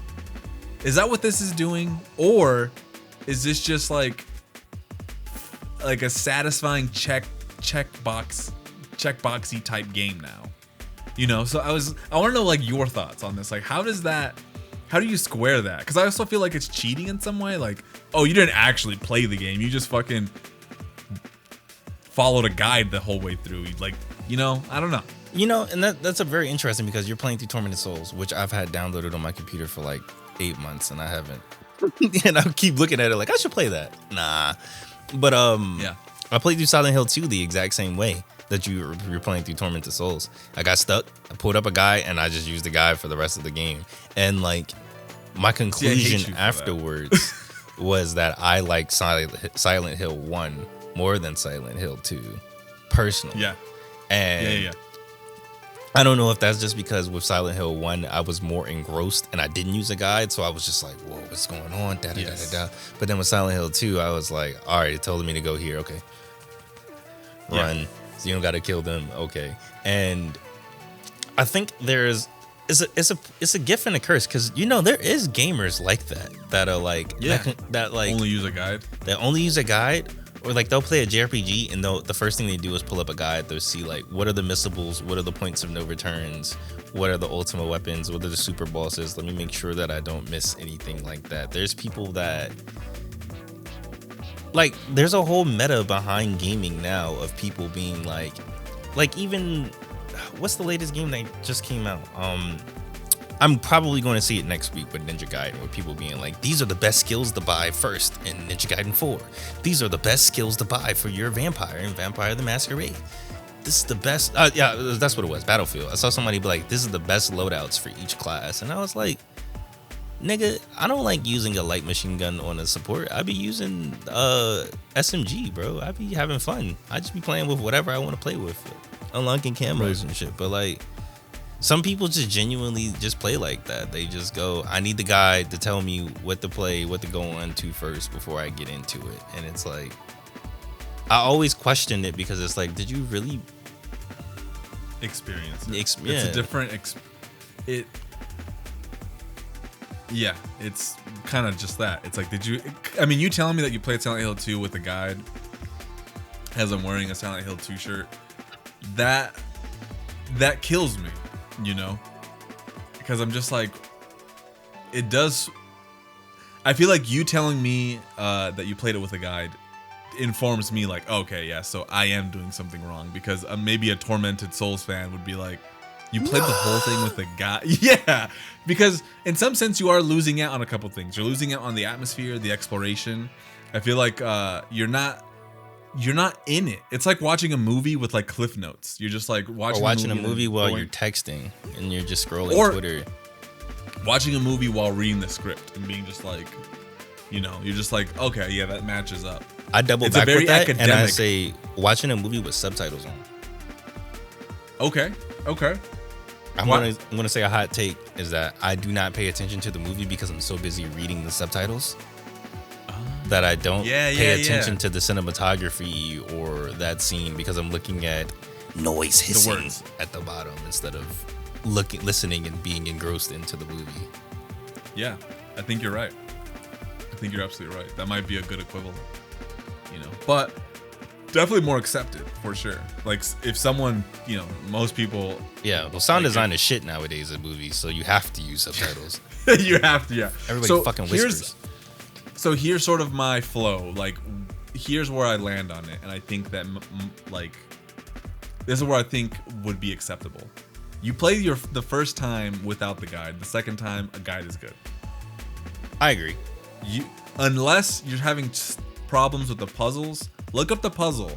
Don't look up the rest. Go back. Yeah. And just go back to playing the game. And that's what I was initially doing. because he explained like at the bottom of the giant paragraph explaining like how you get the answer to the puzzle. He would explain how you get each step of the puzzle, and then at the bottom be like, and if you don't give a shit, here's the solution, bro. And like I enjoyed that because it was like I would just read the first paragraph and be like, oh, okay, I got the gist of it now. I got it. I'll figure out this puzzle from here. But like it got to a point where I was like,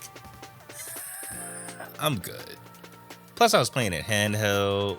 I wasn't really playing it like I was emulating it, so I wasn't really playing it. Cause for some reason I was trying to play it on my PlayStation 3. I bought it on PlayStation Classic, the Silent Hill 2, like the original PlayStation 2 Classic. And it kept crashing on my PlayStation 3. So I was like, fuck, I guess I gotta emulate it. And then I started using save states and you know what I'm saying? Like, then you start losing the essence where it's like, if I died in there, I would just hit the save state and load back into the boss battle or whatever like that, keep it going. Whereas if I died while playing this, then I was like, damn, I just went back like 45 minutes. I gotta be more proactive on saving and, you know, all that shit. You know, it's a different vibe. I think what might have happened with you too is that maybe this was a game that you just felt like you needed to check off. And that is true. You didn't just jump into it like earnestly. You're just like, what? I just need to play this because it's on. Like it's one of the games that I need to play, right? And that is true because I'm more interested in Silent Hill 3 than I am Silent Hill 2. I think Silent Hill 3 interests me more as a aesthetic, as a vibe. The characters look more interesting, and plus Silent Hill 2, it's kind of like playing Resident Evil 2 Classic now, where it's like. Everybody fucking knows the story of Resident Evil 2. Everybody knows what goes on in Resident Evil 2. You know what I'm saying? Or I guess a better analogy would be Resident Evil 4 or so. Where it's like you playing for the first time Resident Evil 4 wouldn't be the same because of how culturally impactful. I think, and this is a topic for it. This might be a good segue.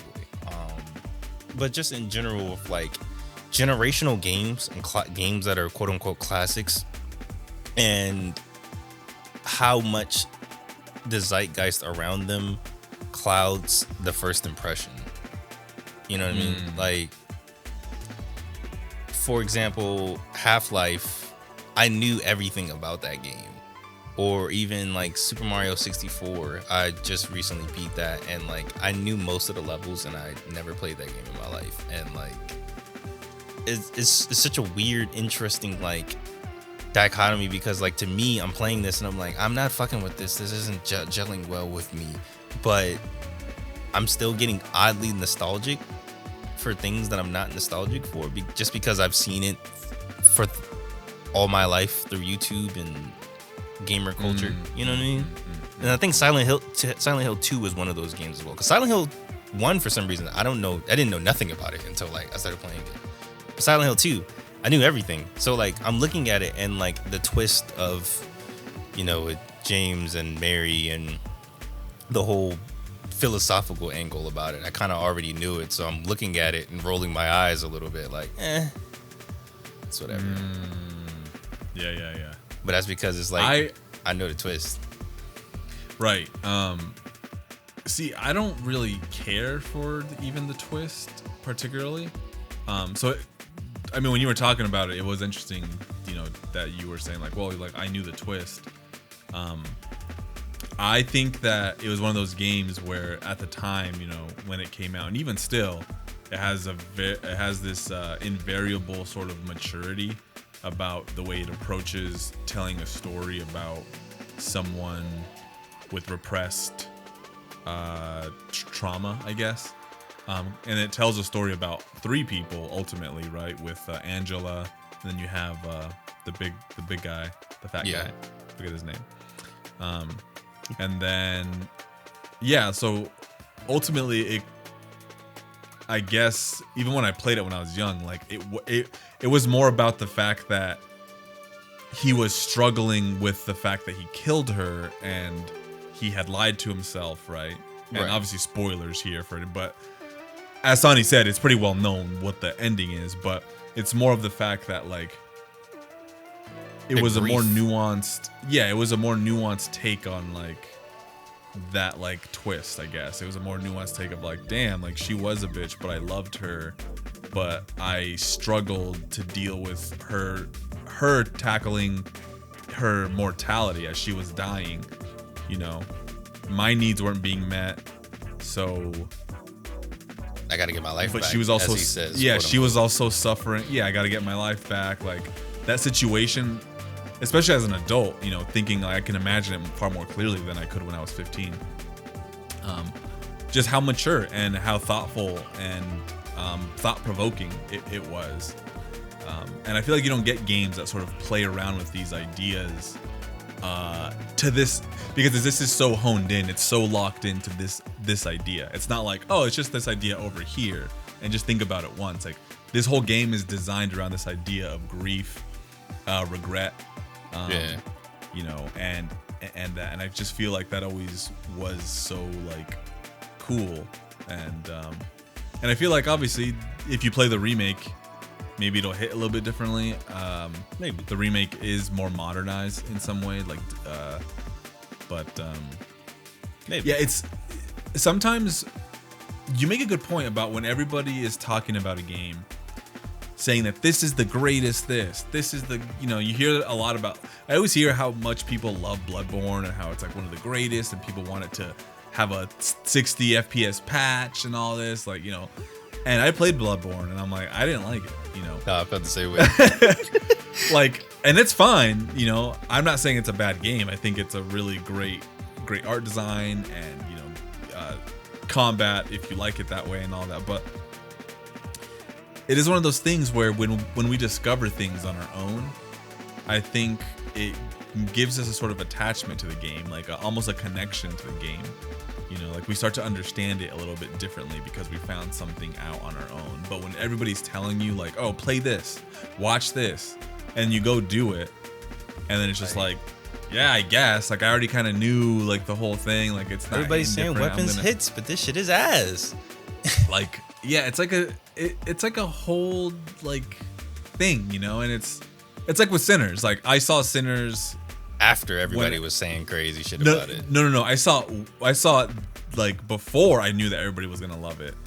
And when all the things came in about saying like, oh, it's great, and I was like, did we watch the same movie? Because yeah, I didn't feel that way at all. But it, you know, it got like elevated to like best movie of the fucking decade, or like, you know, all this.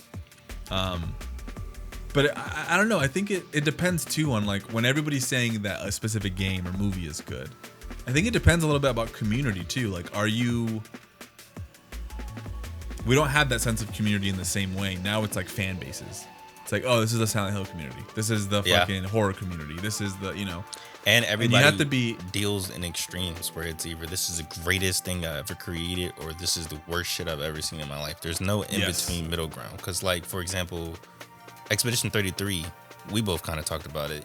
And you said it before, and I should have listened to you. And I was like, yeah, I do kind of agree with all those points. Those were some of my concerns going into the game. And then I played it all the way, and I was like, yeah, everything you said is kind of is exactly how I felt about it. And like,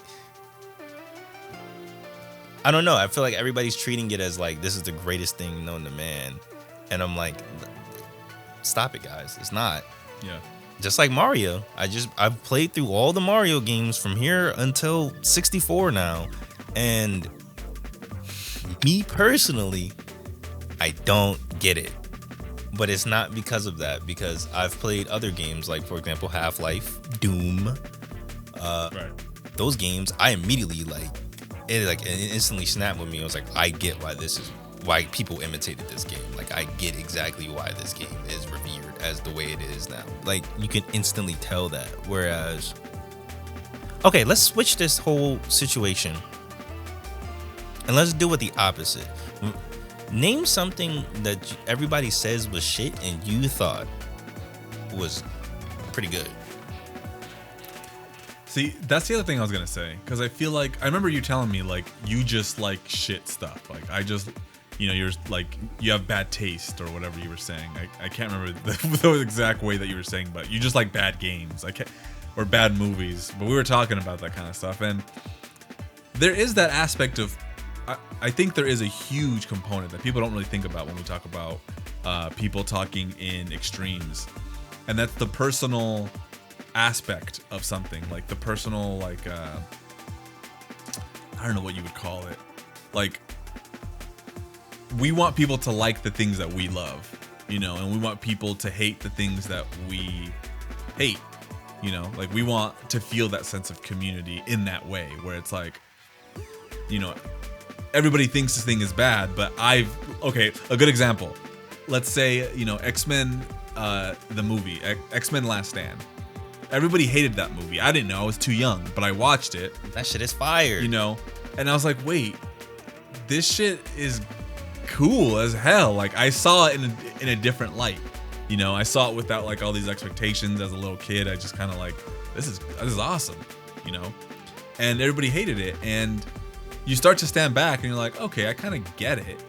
But I almost was lucky to be able to enjoy the thing because everybody else came in with these expectations about it being shitty and all this. But I was able to come into it at a time where it impacted me in such a way like that I felt was, I guess, relevant or significant rather, you know? So I don't know, like, I guess the point I'm trying to make is that I feel personally when we like something, we want other people to like really like it, and it's hard to justify it when everybody says it's bad and you're just like, I guess I just don't have good taste or whatever. Yeah. But in the reverse, it happens too, where it's like, well, I guess everybody has good taste and I don't like this thing, or maybe I'm just not as impressed.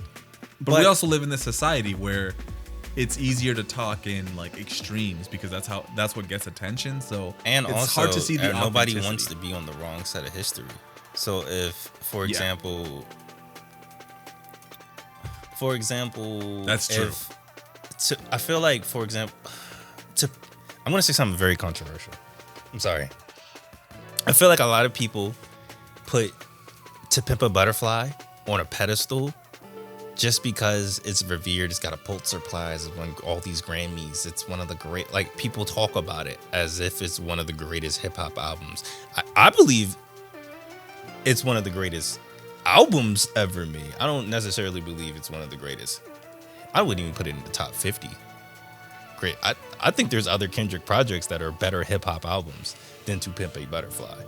Weird to say. I'm sorry. But like, for somebody to hear that, they will go, what the fuck? And I feel like there's people that will go like, I love To Pimp a Butterfly, and they don't really like To Pimp a Butterfly as much as they truly believe, but just because everybody says that this is one of the greatest things ever. There's a fear of speaking your true feelings because everybody's saying this game's a masterpiece, or this book is a masterpiece, or this album, whatever piece of media is art, is a masterpiece, or this is the greatest thing that's ever been made. This is a quintessential classic. That people don't want to be a contrarian. That's a good point. Yeah. And I think... No, go ahead. Oh, I just wanted to add that on top of that, because I think the culture we live in now is very me focused. Like everything is about you, right? The algorithm is tailored for you. You know, you got your For You pages. Everything is like about what you like. And I think people forget that what they like is separate from what is actually good or bad. So like what you're saying, right? It's like you think that that TPAP is a good album, but not a good hip hop album, and you wouldn't put it in your list of like top 50 or whatever. And that goes along with games too. Expedition 33, right? JRPG of the year or top 5 JRPGs, whatever. It's the best RPG I played this year. Not one of the best RPGs I've played ever. It's like, should people make lists now where it's like, this is my list, but then this is what I think is the objective popular list, you know? That's my thing. I don't think there's an objective personal list, because like, for example, Mario, everybody will put Mario 64 in like, I guess, the top 10 games ever made. I'll put that in one of the worst. I don't want to say it's one of the worst games I ever played, but it's a very frustrating game to play, and I did not enjoy my time playing it. But that's me, because me personally, I don't like platformers like that. I'm not a good at 3D platformers. Yeah, I'm not good at platformers in general, so like, that's me. But right, like Forspoken, well, and that's what I'm saying. And that's I'm going up the bat for Forspoken. But But that's the point I'm saying, right? It was like the difference between how you feel personally, you know, about a game, and then the objective reality that this game has historical, contextual, you know, mechanical impacts throughout gaming enough where it's solidified its place in, I guess, the gaming Hall of Fame. Kind of like Citizen Kane. Like, a lot of people say that shit is boring and they don't like it, but that movie did something for just movies at large. That's that true. It deserved its maybe #1 spot to be the best movie, even if it's not your bag. Even if you're like, this shit's boring, like I don't like, you know. But it's like you have to put the respect and know that it is above, that it's objective to your taste. That it's like, no, that is functionally one of the greatest films, even if it doesn't fit within my personal tastes. At least that's how I think about a lot of art, I guess. That you know, that there is like what you like, and there is like objectively good stuff. You know, I fight back on that. Okay, let's do an experiment. Let's do a thought experiment. I'm gonna look up top 100 games of all time. Okay. We're running short on time. I have about 20 minutes. Yeah. Okay. So I don't know if you want to skip the other stuff. Yeah, we can just. We're in the zone right now, so let's just go ahead. Okay. Okay. Cool. I'm gonna go from 10, and we're gonna go all the way down to #1, and I want you to say if you believe that these games are the top 10 games according to Metacritic. By the way, this is just. Oh, okay. Starting with number 10, Grand Theft Auto 5. Do you believe that's the 10th best game of all time? Do you believe that it's historically highest rated, right? Yeah, highest rated. I would say Grand Theft Auto 5 I mean, the series itself. Until 6 comes out, it is. Right, until 6 comes out. I might as well add in Red Dead Redemption 2 because that's the next one. So. Okay, so I would say I do think it deserves a place on there. Whether it deserves 10 or not, I don't know. That's hard to say, but I think it has a really great story. It has a really great, really great writing, great characters. Although I always felt like it's a really good story, really great writing. Writing you're not going to see in a lot of other games, but and a really high production value. Yeah, I would say it's definitely, especially like in its category, like one of the best open world games, bar none. Like, yeah, that's definitely in there. One of the best stories. Personally, though, it wouldn't be in mine. Like, it wouldn't be in mine. Would it be in yours? Fuck no. And that's what I'm saying. Like, we can both sit here and agree, like, that is the highest rated game for a good reason, right? Bro, I'm gonna tell you right now, there's 3 or 10. There's 3 Grand Theft Autos in it. Really? What are the other ones? The top one is Grand Theft Auto 4 at 3. That's the 3rd highest rated game of all time, and then Grand Theft Auto 3 is the 12th. Okay. Over fucking Half-Life 2 and Halo. Yeah. See, Metacritic is a little difficult too because it's also aggregating the amount of like reviews. If a game has more reviews, yeah, because Ocarina of Time and Soul Calibur, I wouldn't think Soul Calibur won. Soul Calibur. That's what I'm saying. Fucking Soul Calibur 1. And then it's Super Soul Mario Calibur Galaxy 1? 1 and 2. Yeah, Soul Calibur 1. It's Ocarina of Time #1, Soul Calibur 1, Grand Theft Auto 4, Super Mario Galaxy, then Galaxy 2, Breath of the Wild, Perfect Dark, Pro Skater 3, Red Dead Redemption 2, Grand Theft Auto 5. Okay. Right. Well, here's the thing too. Because a game is well received doesn't mean it is great. You know, that doesn't mean like that's true. Look up an actual list of okay. I mean, think of Steven Spielberg's Jurassic Park. That movie's not rated a 10 out of 10. You know, you know, or even Star Wars. It's not like a 10 out of 10. Like those movies are like in the 90s or something. Like they're not perfect. So maybe look up IGN, the mathematically derived 500 best video games of all time, updated 8/25/25. Okay. Yeah, go to the top 10.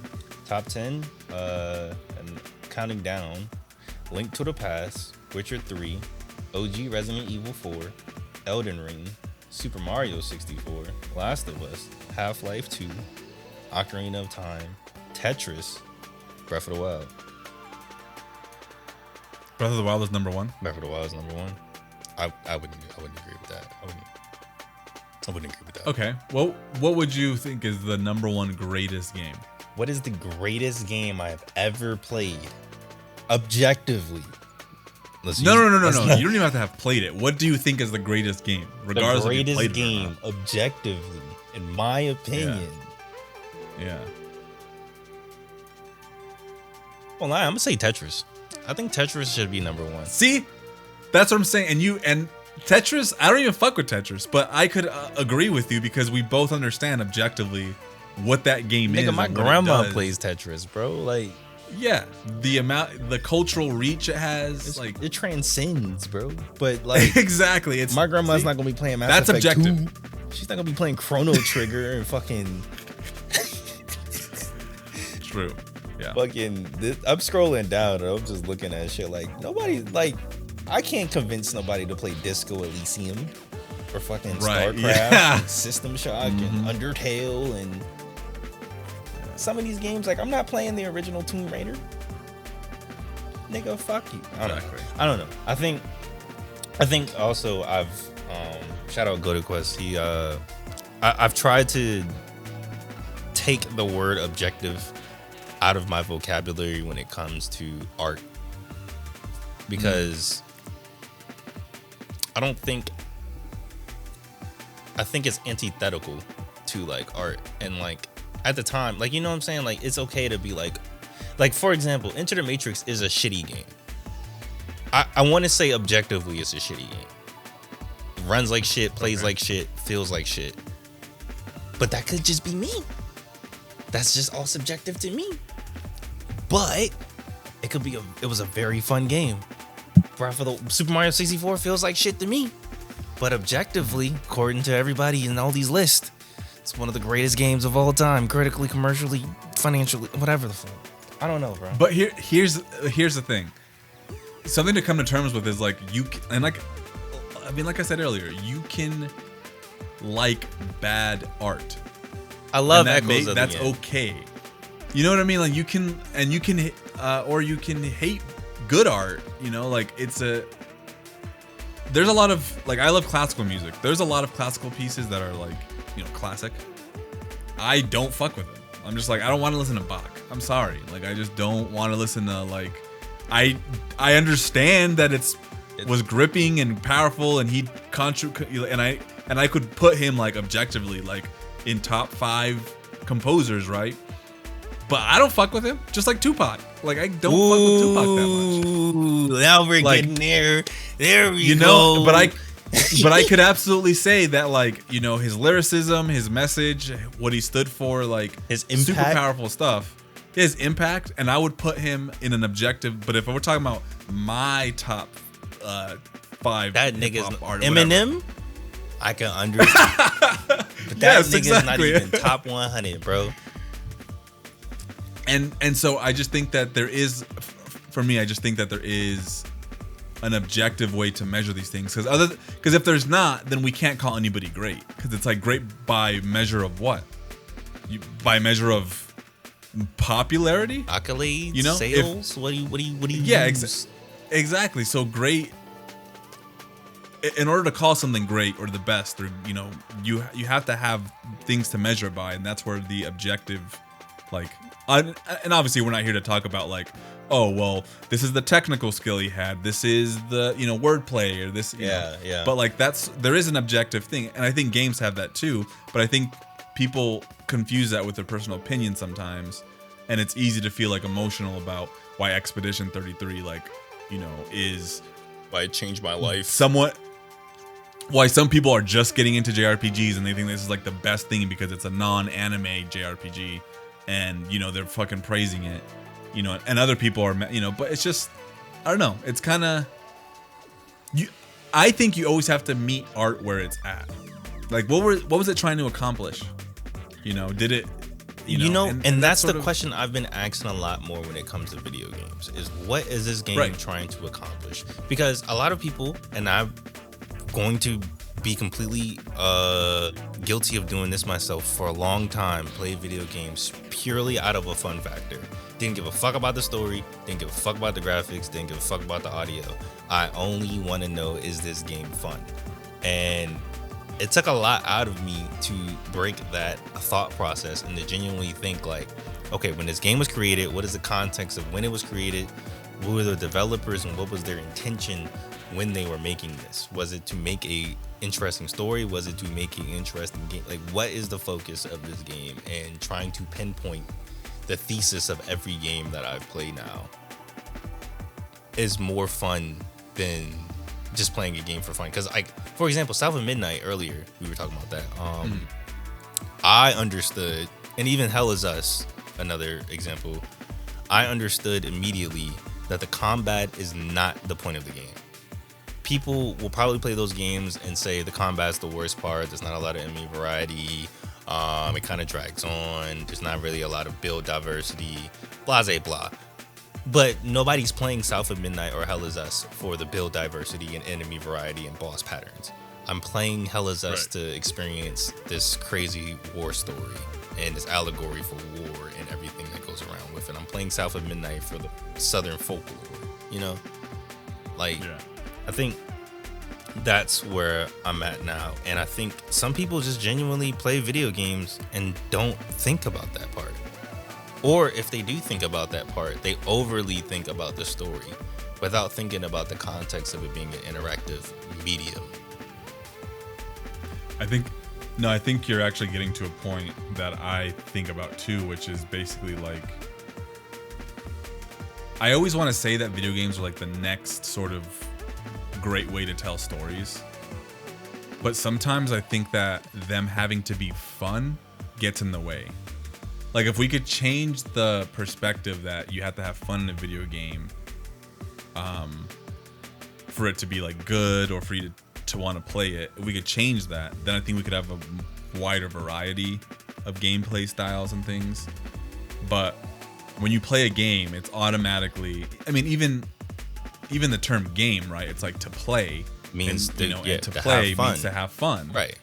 And so, like, when every game that you touch is boxed into this, like, this idea that it has to be fun, it sort of almost ruins, or not ruins, but like, it undermines a lot of what the story or what the game can do, you know?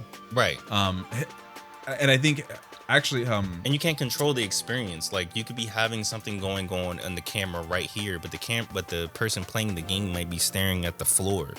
Right, and not looking at or like sprinting through the entire fucking like me. And you're just like, oh, I just missed that. I don't give a fuck. I'm just trying to fucking beat this fucking, you know. Yeah. Like, it's different, you know. And so I always have that battle with myself where I'm like, can video games really truly outpace film in the way they tell stories and the way they make us feel when people aren't willing to let go of the idea that the game doesn't always have to be fun? Like, there's a part in Death Stranding at the end. I'll spoil it a little bit, but you're basically reliving this loop and you don't know what to do. You're dead, but then you're like running around this like open area and the credits are rolling and this music's playing and you're confused. And I think Kojima chose this as a way to sort of literally convey a sense of spiritual confusion, you know. So you're like walking around and the credits are rolling, you're like, what the fuck am I supposed to do? Like, the credits finish rolling and you're still in this area, you're like you're dying and then respawning in the same area and you're just like, I don't know what to do. Yeah, you know, like he's eliciting an emotion from you of confusion and, you know, and frustration. He's using the medium of games to literally make you feel something. That's not just having fun. That's not just satisfying. And I feel like in some way that's extremely powerful, you know, because like you're interacting with it and you're like, what the fuck? And then it finally, you know, the thing happens. I won't spoil it. And you're like, oh, and a lot of people didn't like that because it wasn't fun. But I'm like, it was intentional though. And that's art. Like, that was kind of subversive in some way to like make a mechanic that's like annoying, or not annoying, but like to have the player really feel as confused. Are are you always in the mood for it? No, probably not. But I get exactly what you mean, because I think about a game I played, Apartment Story. I was really excited for this game. I was watching the development on Twitter and all that stuff. And then I played it, and it's one of the worst games I've ever played in my life. I think I remember you telling me a little bit about it, yeah. But once again, that's because the interactivity of a video game conflicts so much with the story that's being told, and it would have been a much better story. I feel like a lot of games, low-key, will be a much better story told as a movie, TV show, novel, anything else but a video game, because once you add that interactivity, it kind of subtracts away from that story being told. Like, for example, Apartment Story, this is the example I'm bringing up. It's a lot of, imagine like playing The Sims, like you just controlling one sim and having to like eat pizza, smoke weed, party, dance, you know what I'm saying? Like, and talk with people. But like, you're being only in one apartment, you can't leave, and the story's supposed to be progressing, and the story's actually interesting. The writing's very interesting. The characters are interesting. But every time I get a very interesting situation or event or scene that's happening, I get inundated with an hour or like 20 minutes of playing The Sims and having to take a fucking shower and piss in the toilet. And it's like, bro, this is taking away, like, what's going on with this very big plot point? Like, just push me to that next point, because that's obviously the story that you want to tell. Just push me to that point. You're wasting my time to just like, it felt like it was just low-key. I think a lot of games do this now where like they kind of have to be over 2 hours that you don't refund it. But yeah. But also just in general, I just think there's certain games I think will be, I think, like you said, the interactivity of that makes it hard, because you have to think about it in that sense of the player will be interacting with this. And a lot of games now are hand-holdy, whereas a game like Sunset Overdrive, because I'm playing that right now, so many fourth wall breaks. So many times the player character says like, who gives a fuck about this shit? I want to just jump on more cars and grind rails. And it's beautiful. Like, there's a scene where like you're pressing the button to like skip the cutscene, and then like after you skip the cutscene, the character goes like, well fuck whatever I said, right? You know, just follow the waypoint marker and just go do whatever you want to do, I guess.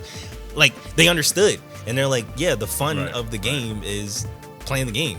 Nobody cares about whatever the story is, and it treats it that way. And I think the interactivity of that is fun, because there's, for example, a boss battle where you charge up your overdrive and then you grab the HUD element and stab the boss with it. Like, that's fun. It knows it's a video game, and it's taking that into account. Not like The Last of Us or Ghost of Yotei.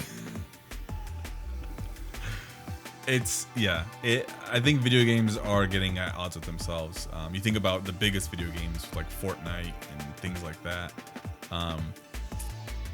It's hard to be artful when your audience isn't willing to experience anything but fun. You know, I think that's a huge challenge, and maybe that is the restriction. You know, I think art often thrives in moments of restriction, when you're limited.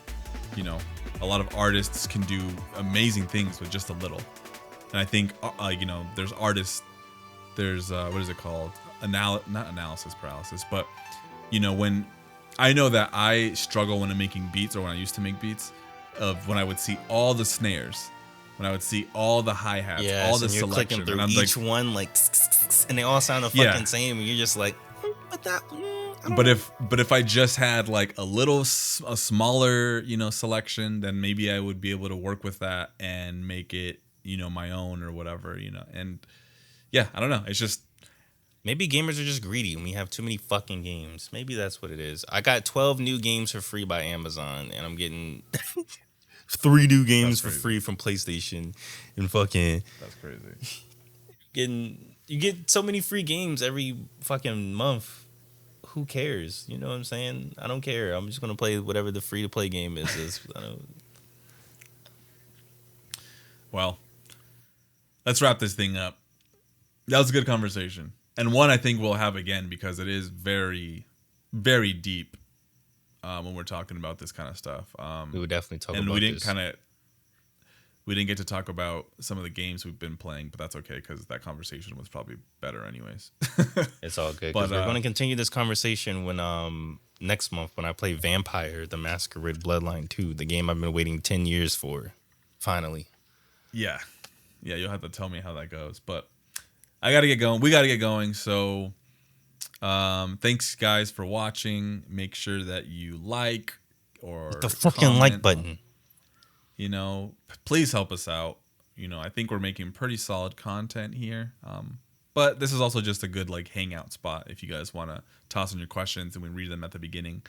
You can join the Discord, obviously, and all the links are going to be in the description. So other than that, that's all I got to say. Yeah. Peace out. Ciao.